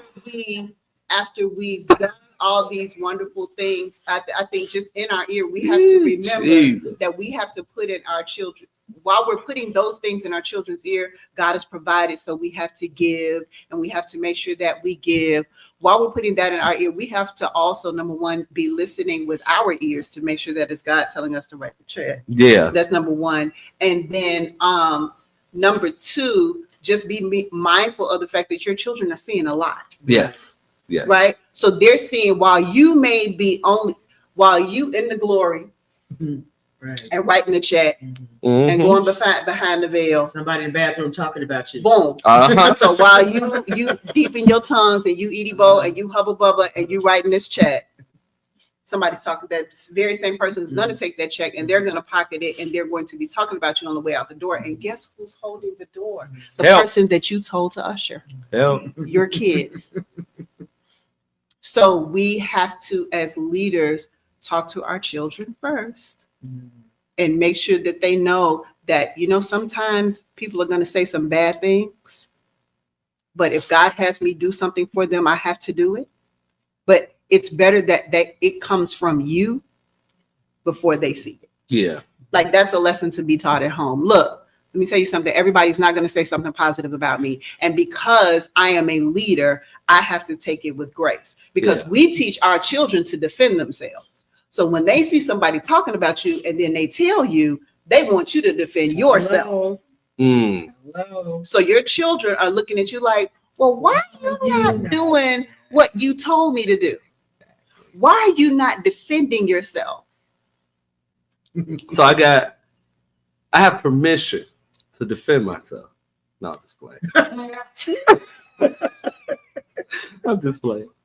But I hear what you say. Yeah. It's like our kids are looking at, you're telling your children to defend themselves. You're telling your children when they go out to school, you don't let nobody hit you. If they hit you, you hit them back. That's what you tell your children. Yeah. But somebody is verbally punching you and your children hear it and they're looking at you like, well, why aren't you verbally punching them back?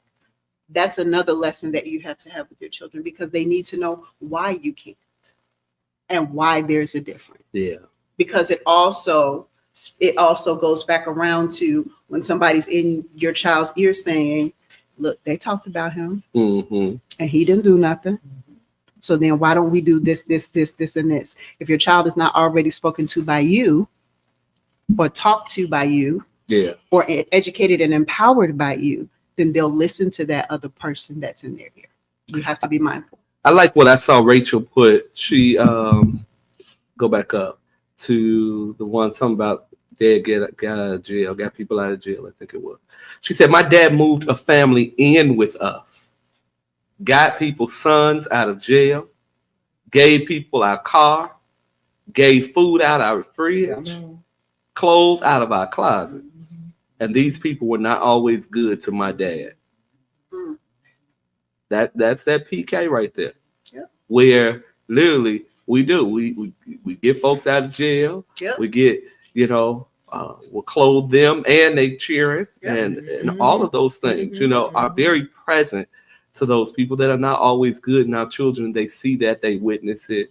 And our kids they didn't sign. I think Pastor Asia put that down. Her daughter didn't sign up to be a PK, Right. she had actually a preacher's kid, Exactly. and they have to sometimes deal with the repercussions, you might as well say, I guess, of our yes. Our yes. Yep. It's true. They have to, Your whole family does. yeah. Mhm. I saw something that Apostle Brinson put, I think is it further down?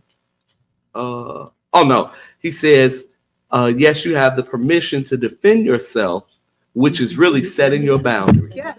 So that's how we defend ourselves, Yes. by setting boundaries. Yes. And you know what? I have to be honest. In the last 12 months, I have set some really, really good boundaries. I really have. There's some things, like I don't just give away money no more. Well, praise the Lord. I don't. Praise the I Lord. don't. So guess what happened? Mhm. When folks found out I stopped giving away money, they stopped inviting me to their churches to preach.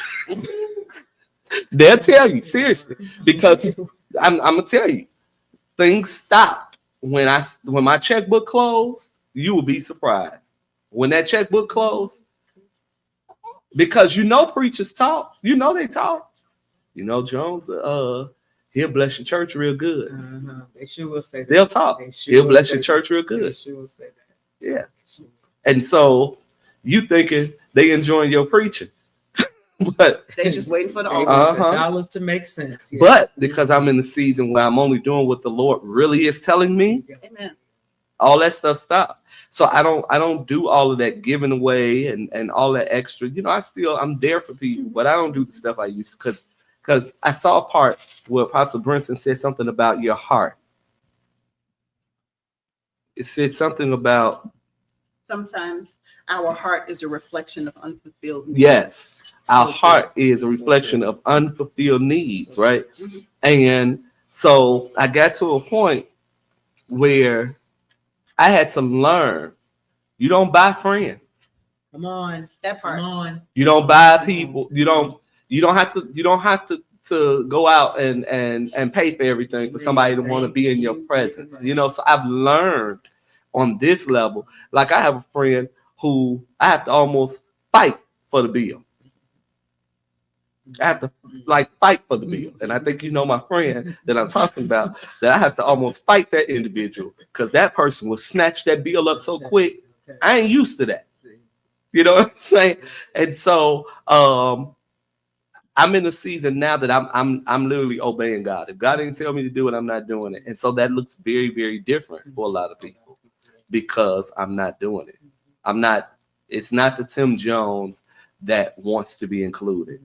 It's not because the same people you want to be included already had a motive and an agenda to destroy you. So I'm not trying to do that. But your children are happier. But my children, yeah. Your Yeah. family's happier. Mm-hmm. Yeah. And Well, even thank if you pay attention, well, you know, even sitting with them in the last 12 months, they're happier. That actually, I got people in the church today that said, yeah, that's a part today to say, man, your kids will have a whole conversation with you. And before they just walk past you. You know, my kids have now kind of they come around, and so they're more receptive to people. But none of them are just letting people in their ear. Mhm. Not even my eldest, like that was. No, we don't do that no more. Because you got to be very careful because when you start noticing, and the crazy thing is, I knew what was up all along, and I would address it at home. Should tell you, I knew what was up all along. I can't operate Come on. in the Come level on. that I operate and not be No. a seer and a hearer. Exactly. And I was literally, by the time everything was revealed to me, I had literally gave it all from point A to point B to point C, D, all the way to Z. And I would tell my wife, now this is what this is. This is what that is. She was, no, I don't believe that. No, I don't think so. This is what it is, right? I would say the same thing. When I would call it out, even to Ty would get quiet. She wouldn't say nothing. She wouldn't say nothing. Or by the time she would start talking, she would be denying it. But you can't deny what I know. And I didn't find out just from somebody else. It wasn't information, it was revelation. So by the time everything was revealed, I already knew. And so everybody, though, is in a better space, a better place now, mentally, emotionally, you know, all of that. But sometimes it's just all about getting the wrong people out your ear. Yes. But the Bible tells us we're supposed to guard our ear gates, right? We got to guard our ear gates. And so anytime, and I will share this with any parent, anytime you see that your children are acting different, when now Ty is a person who walks around and we have to at times tell her, hold your head up. Because it's just a habit for her to just hold her head down and, you know, no, hold your head up. Because, like I said, during that season, she couldn't even look at me. Because of what was being said. She couldn't look at me, you know. However, I see the freedom in her now. Come on, free. Yeah, I see the freedom, you know, and that's ultimately the goal. We want our youth, our children to be free, but we gotta pay attention to who's in their ear And listen for that revelation, because there's something that you just said Mhm. when you said that I knew the revelation and I knew what was what and this is this. And I think as parents, when God shows us, especially parents who are in leadership, parents who are pastors, don't be so caught up in listening to the revelation to give to your membership that you're not getting That's the it. revelation for your For children. your children. That's right. And we need to make sure that we are listening to those revelations and calling it what it is, even in our homes with our children, because this keeps our children from being preyed upon. Yeah. It all goes back to that predatory spirit. It keeps our children from being preyed upon. It keeps people from taking advantage of them, because if you know the 2 + 2 = 4 as it pertains to your child, and you hear God saying it, there's a difference between hearing him saying it and then hearing him and applying it. So if we hear him say it and then we apply it, and we let it be known that we know what it is and we're Yeah. taking action against what it is, then it protects the child. This keeps pastors' daughters from becoming pregnant by somebody who they're not supposed to be pregnant by in the church. My Lord. Well, And the word of the Lord is blessed. this keeps our sons from being accosted and being preyed upon by older women in the church. Yeah. Like, these are things that are happening because we are seeking a revelation sometimes to give to our congregants or sometimes to give to our membership, but really that revelation is for your child. Yeah. Or really that revelation is for you so that you can protect your child against a predatory spirit that is coming against your family, not so much your membership. There you go. There you go. That's good. That's good. I like what Rachel, she said, I'm the youngest of 9. She's been on her best behavior tonight. Ain't she? Well, no. She cut up for about a good 5 minutes in this chat. I saw you, Rachel. No, I'm talking about you. We talking about you. You been on your best behavior. She up there trying to put it on Rachel. Oh, we talking about you. Oh, well, you know what? I'm trying my best to, I don't want to be, it must be the prayers between, it must be the glow between Apostle and y'all making me be good. But But I Rachel. just really want, and this comes from somebody who leads children. Mhm. I am so undoubtedly blessed to be able to lead the children to lead the young people, Lit and Lit After Dark. Shouts out to y'all. There you go. At Remnant, and then Dream Corps at the Glory House. I am so Yeah. proud to be able to do those things. But the one thing that I do want you all to know is that your children are listening Yeah, listening. and your children are watching. Yeah. And what you do, your children are going to do.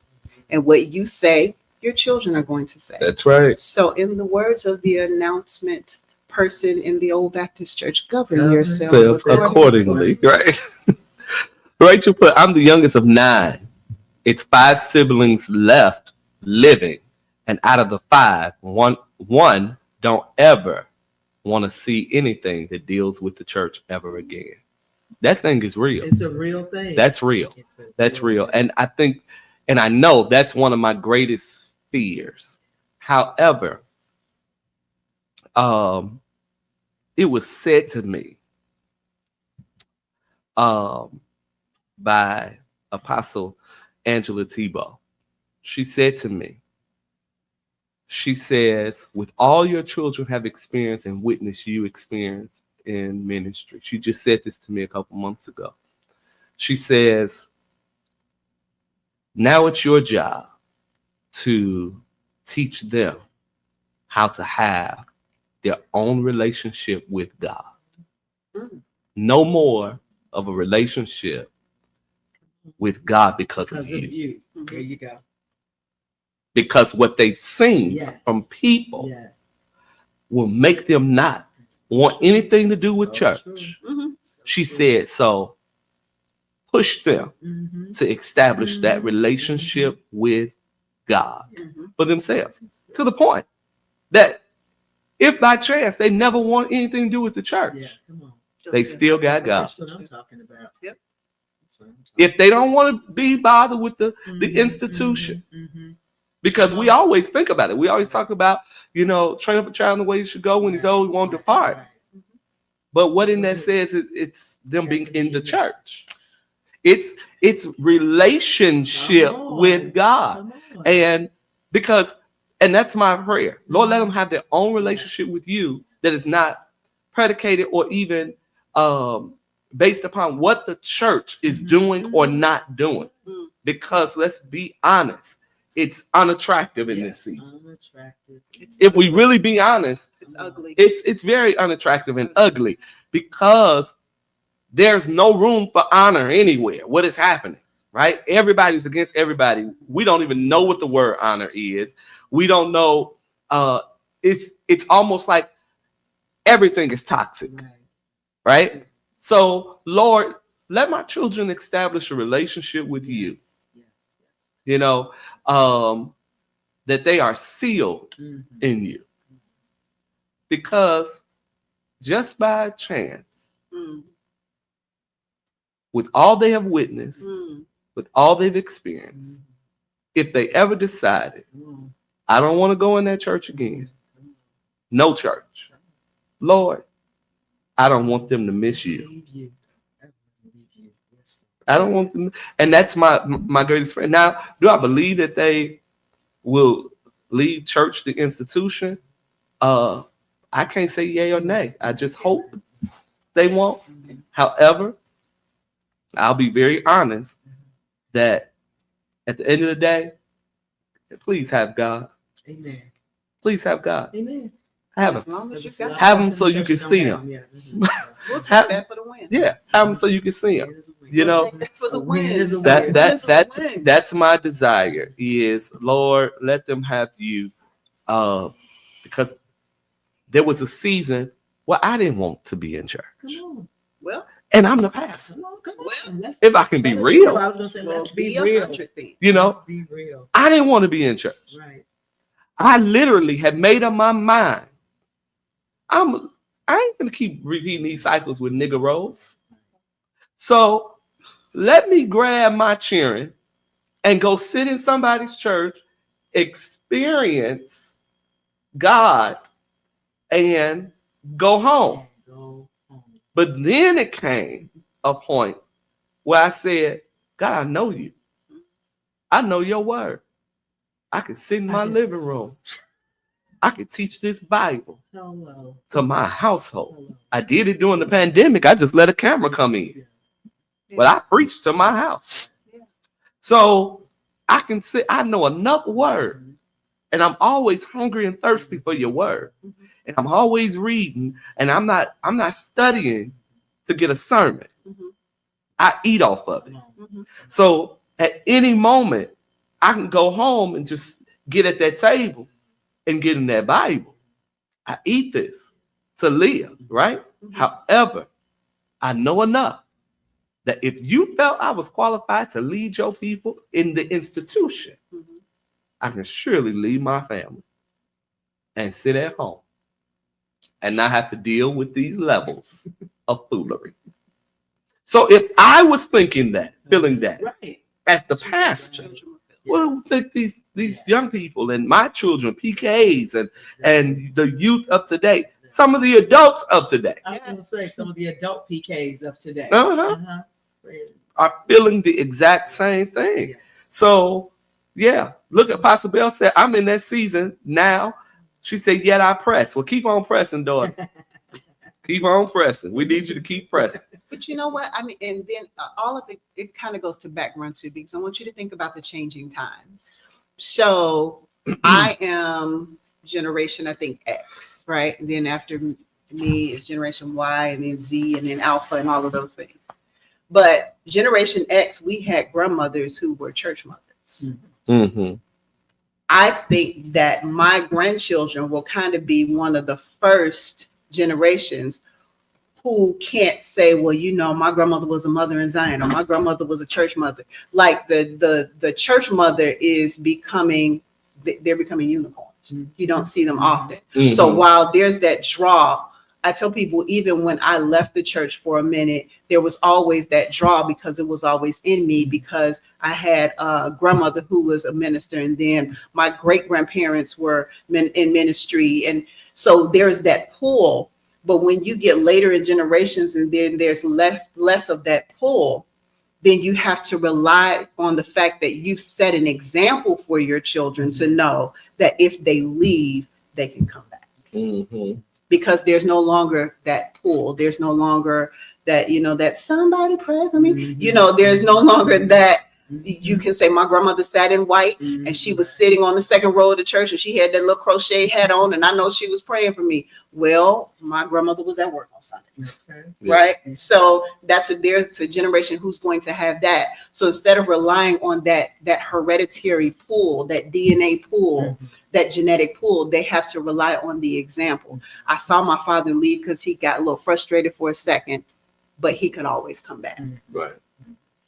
And so we need to be able to also instill in them and keep that in their ear, because the enemy will have them believe that they can't come back and that they're not wanted back. So have them believe that they can come back, and there's always a way back. Apostle Brinson, he says sometimes the evil is family related. He said jealousy among siblings, family jealousy because of your gifting and oil. Well, that's true too. It's so true. Jealousy on any level, be it family, friends, whatever, co-laborers. That jealousy and envy stuff. people you thought were family. Yeah, people you thought were family, people that considered family, people that's got the same blood, all of that. Sometimes you don't know what people feel and what they think. Right. As he said, there's levels of jealousy, even when it comes to giftings, oil, successes, whatever. And you have to deal with the wars within that, because that's very real, right? And then think about those levels of jealousy and envy amongst family members, and then you sit here and you have family in the ears of the young children and all of that, trying to turn them against, or whatever. So you gotta be careful of all of that, because sometimes, people will be jealous, and your mama should let you do this, or your daddy should let you do this, and this and the other. You gotta be careful of those seeds planted. No, how about my parent know what's best for me? I am only allowed to talk about school and the weather. There you go. I'm sorry. I do not feel comfortable having this conversation. I am only allowed to talk about school and the weather. Yeah. Well, your mama shouldn't have. Well, speak with her. Yeah. Because I'm only allowed Yeah. to talk about school and the weather. Yeah, because there were people in the ears of my children. Y'all daddy should let y'all do this. Y'all daddy should let you, because they always knew it was daddy who was stopping it. Y'all daddy should let y'all do this. Y'all older now. Y'all daddy should let y'all do that. Well, look at this. They older, but they live in my house. So you think that it's okay because you were 16, 15, 14, and you were able to come in the house at 2 or 3 o'clock in the morning, that they're going to come in my house at 2 or 3 o'clock in the morning? How about even greater? The way I am parenting my children is none of your business. Well, right. In Jesus' name. Because if you were better parented, you wouldn't have the comments that you're making. Exactly. However, it's so many ways to go with it all, but people they will make all kinds of, comments. And again, the way I govern my house, they are still here in their right mind and still very much blessed. And they all right. Meanwhile, you 32 with 8 children and 9 baby daddies. Okay. She's showing out now. She's showing out now. But that stuff be real. It stuff be real. She started. We just gave a compliment, but she started. I'm sorry. But it's the truth. It is the truth. It's always those who have the broken mirror trying to tell you what your reflection should look like. Yes. Stop playing. I'm gonna sit back. That was good. It was true. Yeah. Because I remember, when Pastor Reggie passed away, and I was pastoring, and a new widow, single mother, and all this, and so we were all in the church trying to figure out life. And I would come home, and me and my children would sit up and talk till like 3 or 4 o'clock in the morning. We would order a rib joint. Mm-hmm. Come on, a good rib tip. I I know, never right? heard nobody. We just all did that not long ago. Yeah. And some of the saints found out that we were doing it. They said, "You need to go to bed, Sister Walker. You don't need to be up with them kids talking all night. What kids you talking to? Oh, okay. You ain't got no kids. Hey, you just mad because we got ribs and you don't. I'm gonna sit down. But people, the insensitivity of people, and as Pastor Janice is saying, by being in your business about how you are parenting your children. Right. God has given me responsibility over mine. Yes. And I cannot let you dictate to me what that looks like. Now, you may be able to provide a suggestion. I'll say, oh, think about that. Right. Thank you. Is that all you got to say? Right. Because there's no comeback on that. You good? Right. So go. Right. One. But we don't know what it takes to parent. People don't know what it takes to parent our children because of all that we have said yes to. Come on. That's good. Yeah. I like that. Yeah. They don't know what it takes to parent our children because of what we said yes to. So whatever the sacrifice is I'm making for you, it's going to be even greater for them because that's my first ministry. That's right. That's good. First ministry. That's good. My Lord, that this has been good to me, or as they say, good unto me. This has been good unto me. But when I tell y'all, just kind of as you all are talking, I'm thinking and reflecting when you were saying up to 3 o'clock in the morning. Actually, we did that about what, a month, probably a little longer than maybe a month. Yeah. Yeah, everybody came to my room. You had Taylor got in the bed. They was linked on walls, laying on the floor, got in the bed, whatever. It was well into 3:30 in the morning, and we were talking. And then after a while, it was me talking. but they were in there Yes. having dialogue. And you're bonding and you're building. It's yours, and they don't have to share you with the people. Mm-hmm. They don't have to share you with the outside world. It's their time. And Yeah. can you imagine taking the advice of somebody Hmm. you don't even like your kids, and you got the nerve? You don't even. They didn't have no Your children don't even like You you. don't even have children. You have the nerve. That was the to part sit that got here. me because Right. the other person was really going. I was like, you don't even have any children. What are you talking to me So about? you don't You have have your mama can talk to you. That's Okay. it. Exactly.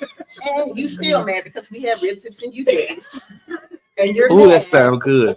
I don't need no real tips, right? But you're upset that we have to watch what people say in our ears as That's the right. leaders. Come on, It's come on. not That's just right. what My is children, going there into you our go. kids' ears. We Yeah. have to Yeah. watch what comes in our ears Right. because it will damage our relationship with our children. Mhm. That's It will right. damage our relationship with our spouses. That's right. It will damage our relationships all around. Such a- An unmarried woman can't tell me how to be a wife. A woman who has no children cannot tell me how to be a mother. She can offer suggestions, and I can say to her, well, I'm only allowed to talk about school and the weather. But thank you. Janice Marie. All right, I'm gonna sit back, but I'm just saying, we have to watch what comes in our ears as well. We have to watch what It's people true. are saying, Yeah. because sometimes some of that stuff may take root, Right. Yeah. Right. Yeah. right? And we can't, Mhm. child. Right. Because it's Yeah. easy for me to say, oh yeah, because I'm working long hours and then go to Bible class and it's like, no. And you mess around and be like, you know what? Right. You right. You're right about Yeah. that. You Y'all so get up out of here and go to bed. right. Yeah. And taking advice about Hank. Don't do Yeah. that. And what was important, there's a lot of different things that was important to me as being a father first before ever being the pastor, and I never wanted my kids to grow up and my children feel as if daddy didn't have time for us, daddy didn't love. Literally, for a season, I shared my office with my son, you might as well say, when we moved here. My son said something to me. I'm just putting it all out there. But my son said something to me when our church was on Hamilton. I only got one boy. And he would come in the office and somebody would knock on the door. They need to talk to me. So I would say, TJ, step out so I can talk to them. One day, TJ said to me, in his youth, he said, I'm tired of these people. He said, because every time I want to spend time with you, somebody needs to talk to you. Well, So when we moved here, I had this gray recliner that was in my office. TJ, every day, came in that office, went to that recliner, and that recliner became his. I'm sitting at my desk working. He's in the recliner. He sat in the office with me every day. And while I worked, he was sitting. And if he wanted to talk about something, we'd talk. If not, it was just being in my presence. So I changed things up. When people would come knock on my door, I would let them know, well, TJ is in here. Is it important? I said, because if it's not important, I said, he's going to stay in here. And I would let him sit in. He on the other side. My office is nice size. He's on the other side, not the corner. And I said, and trust me, he ain't listening. He got his headphones on. He is not, and he can care less. Right? And so unless it was that important that people had to step out, that my son sat in that office at that point. Because I said, he will not grow up and say what he had already said to me one time. That was one time and one time only. Mhm. And so it was no more, step out, TJ, so they can talk. No, unless it's an emergency. Other than that, you need to make an appointment. Period. Yeah, because this is our time. Which is why your children know that they come first. Mm-hmm. Yep. So important. And it's always been that way from the time they came along, because even the sacrifices that me and Jonay made, we didn't put our kids off on nobody. Right. We raised our own kids, right? I got married, I was 19. She was 21, 2 days from being 22. Praise the Lord. I saw that face. So that's it there, right? But right. But we were young in marriage, young in parenting, and we had made up our mind. Nobody's gonna ever say they took care of our children. So if our kids couldn't go, we didn't go. Nice. We sacrificed a lot. If it was a family event and they said, well, there's no kids, all right, well, we won't see y'all at this one. You know, when we went out of town, they went out of town. It wasn't until, to be honest, we had not gone out of town until together by ourselves since honeymoon. And that was 2000 until 2011. Every time we went out of town for 11 years, our children was with us. It was 2011 was the first time we had went out of town by ourselves and left the children behind. But First Lady was on the phone every minute of the day. But that's how serious this parenting thing is and was to us. That we just, if we had to miss it, we had to miss it. No kids allowed, we not allowed. Whatever it was. And so we have built a closeness and a bond with our children that literally, I say they can talk to us about anything. However, they always choose to talk to her about the anything. Mm-hmm. Or each other, you know, but it only come to me when I got to clean it up. And that's okay. Right. You know, when I got to clean it up or if I got to act up. So it's either clean up or cut up. There you go.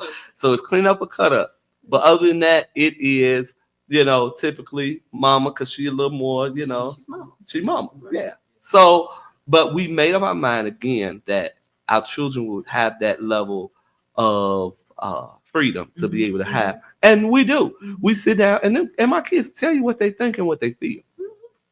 They don't have to hold nothing back. They'll tell us what they think and what they feel.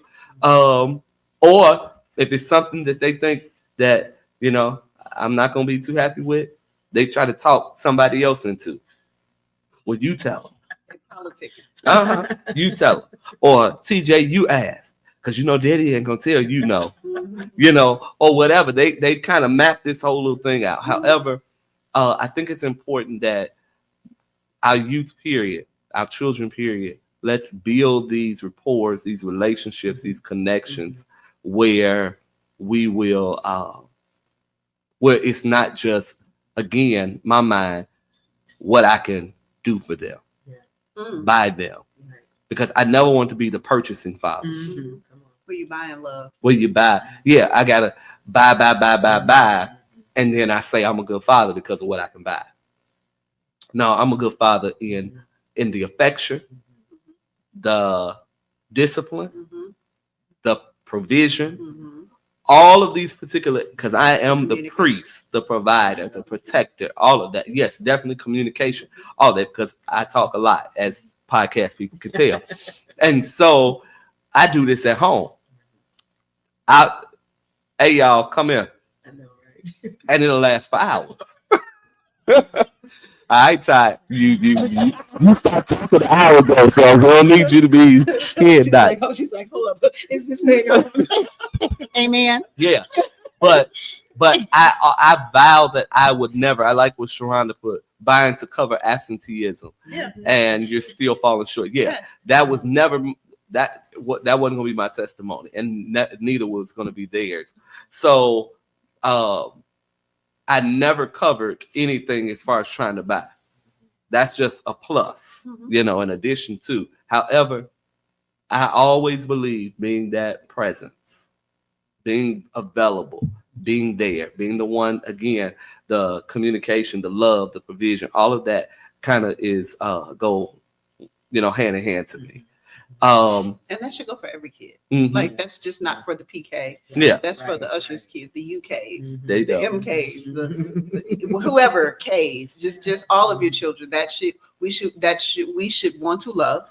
We should want to communicate. We should want to provide. We should want to protect. We should want to cover. We should want to pray for our children so that people don't prey up on our children. Yeah, It should be all of those things.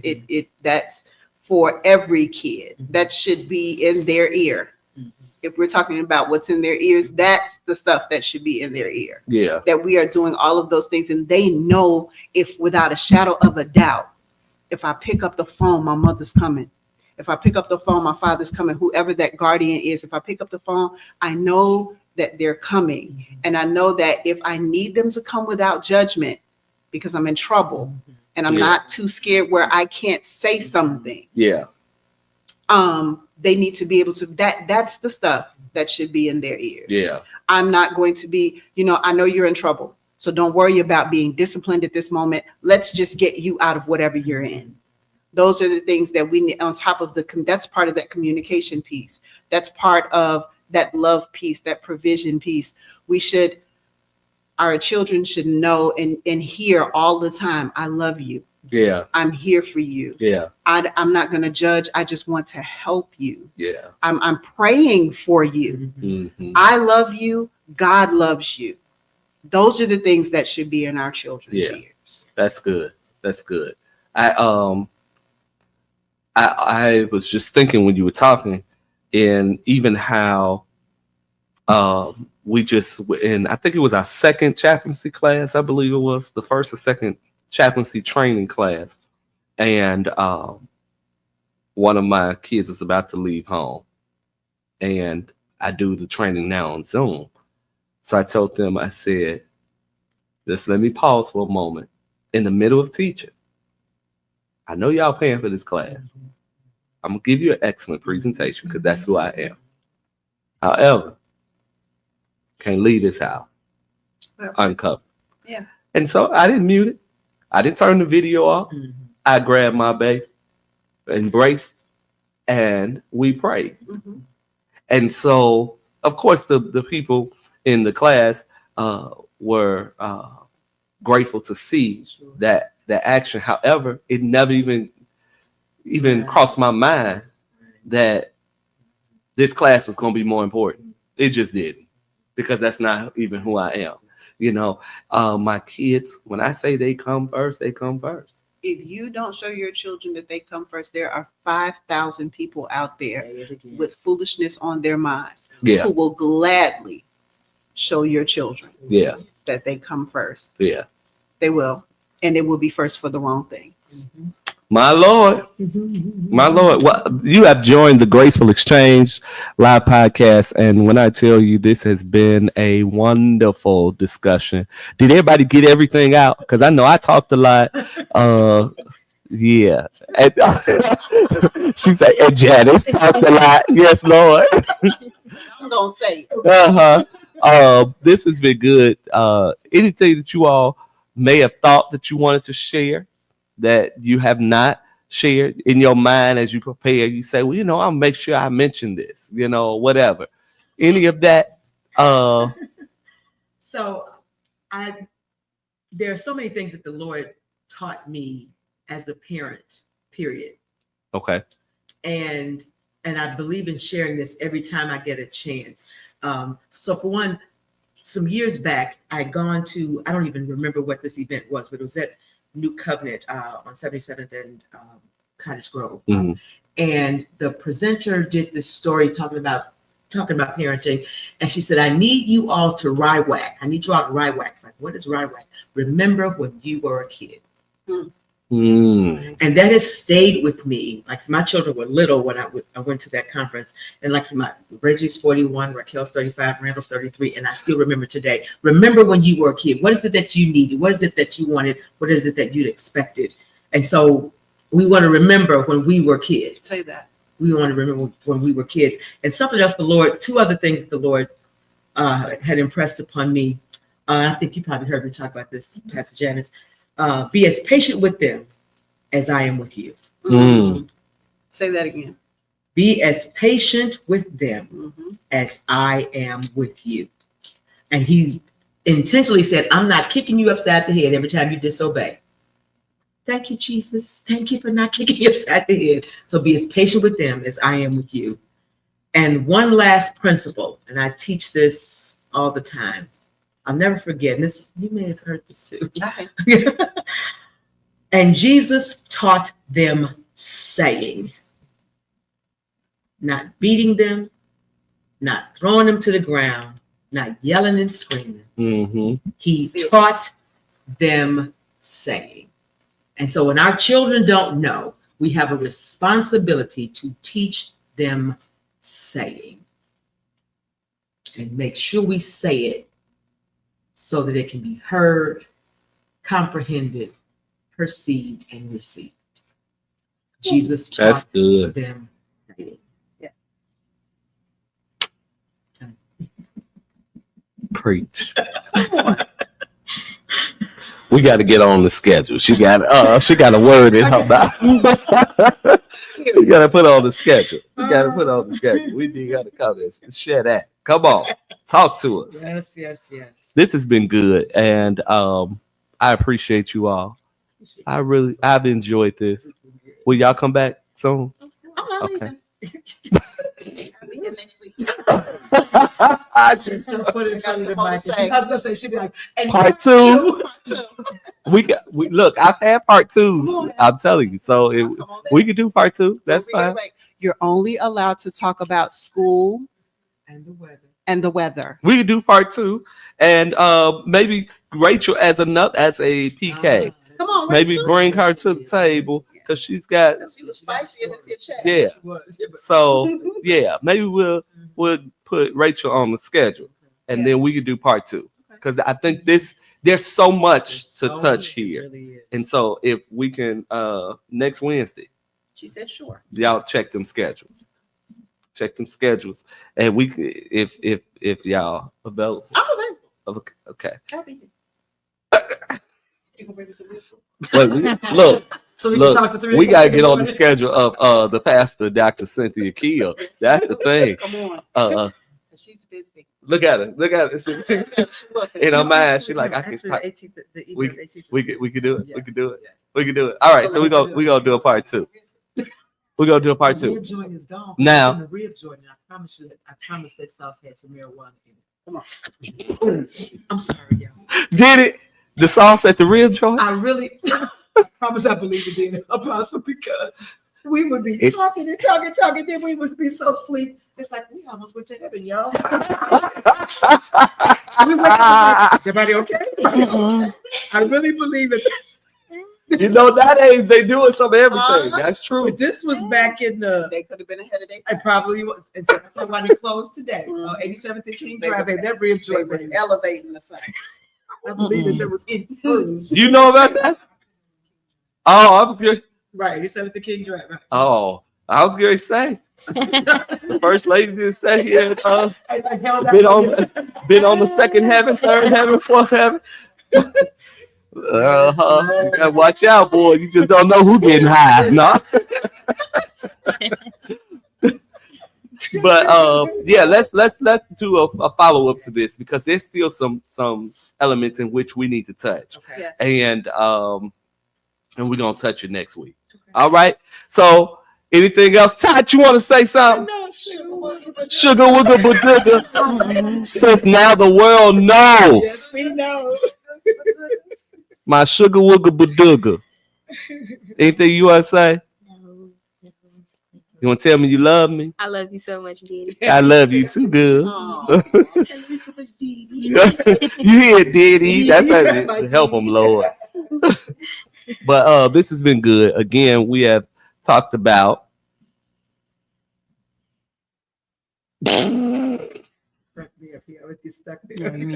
because it's so long. I gotta wait till I see it in their ear. Guy in the voices of influencing preachers, kids, and you. All right, this was good. Thank you to all of you that have hung out with us on tonight. It was just good. It was good. I mean, undeniably good. And so we appreciate you hanging out with us on tonight. Thank you. I see Apostle Bell says she enjoyed this dialogue. Thank y'all so much. Thank you, Rakaya. Y'all, you've been on hanging out with us. Thank you so much. Y'all join us next week as we sit at the table again with Pastor Janice and Pastor Cynthia. And these are two ladies that, as you can see, have wisdom to when it comes to this area, and they're very skilled to talk on this level when it comes to these PKs and our youth as a whole. So we appreciate them taking time out of their schedule to come and join us. Meet us on next week, same time, same place, same space. All right, the Graceful Exchange live podcast. Have a good night. Thank you to again Pastor Janice and Pastor Cynthia and Tati. Thank you so much. All right. She was just here just soaking up all the wisdom and all that. Well, she spoke more than what I thought she would, which is good. It's just the beginning. She's finding her voice. There you go. So that's right. We're grateful to God. All right. So again, thank you to all of our staff. Thank you to Tony and to Asia Sade. We appreciate you for all that you all do to make sure that this thrives. Kevin Nelson, we thank you. He handles our business and we're grateful for it. God bless all of you. Have a good night. Good night.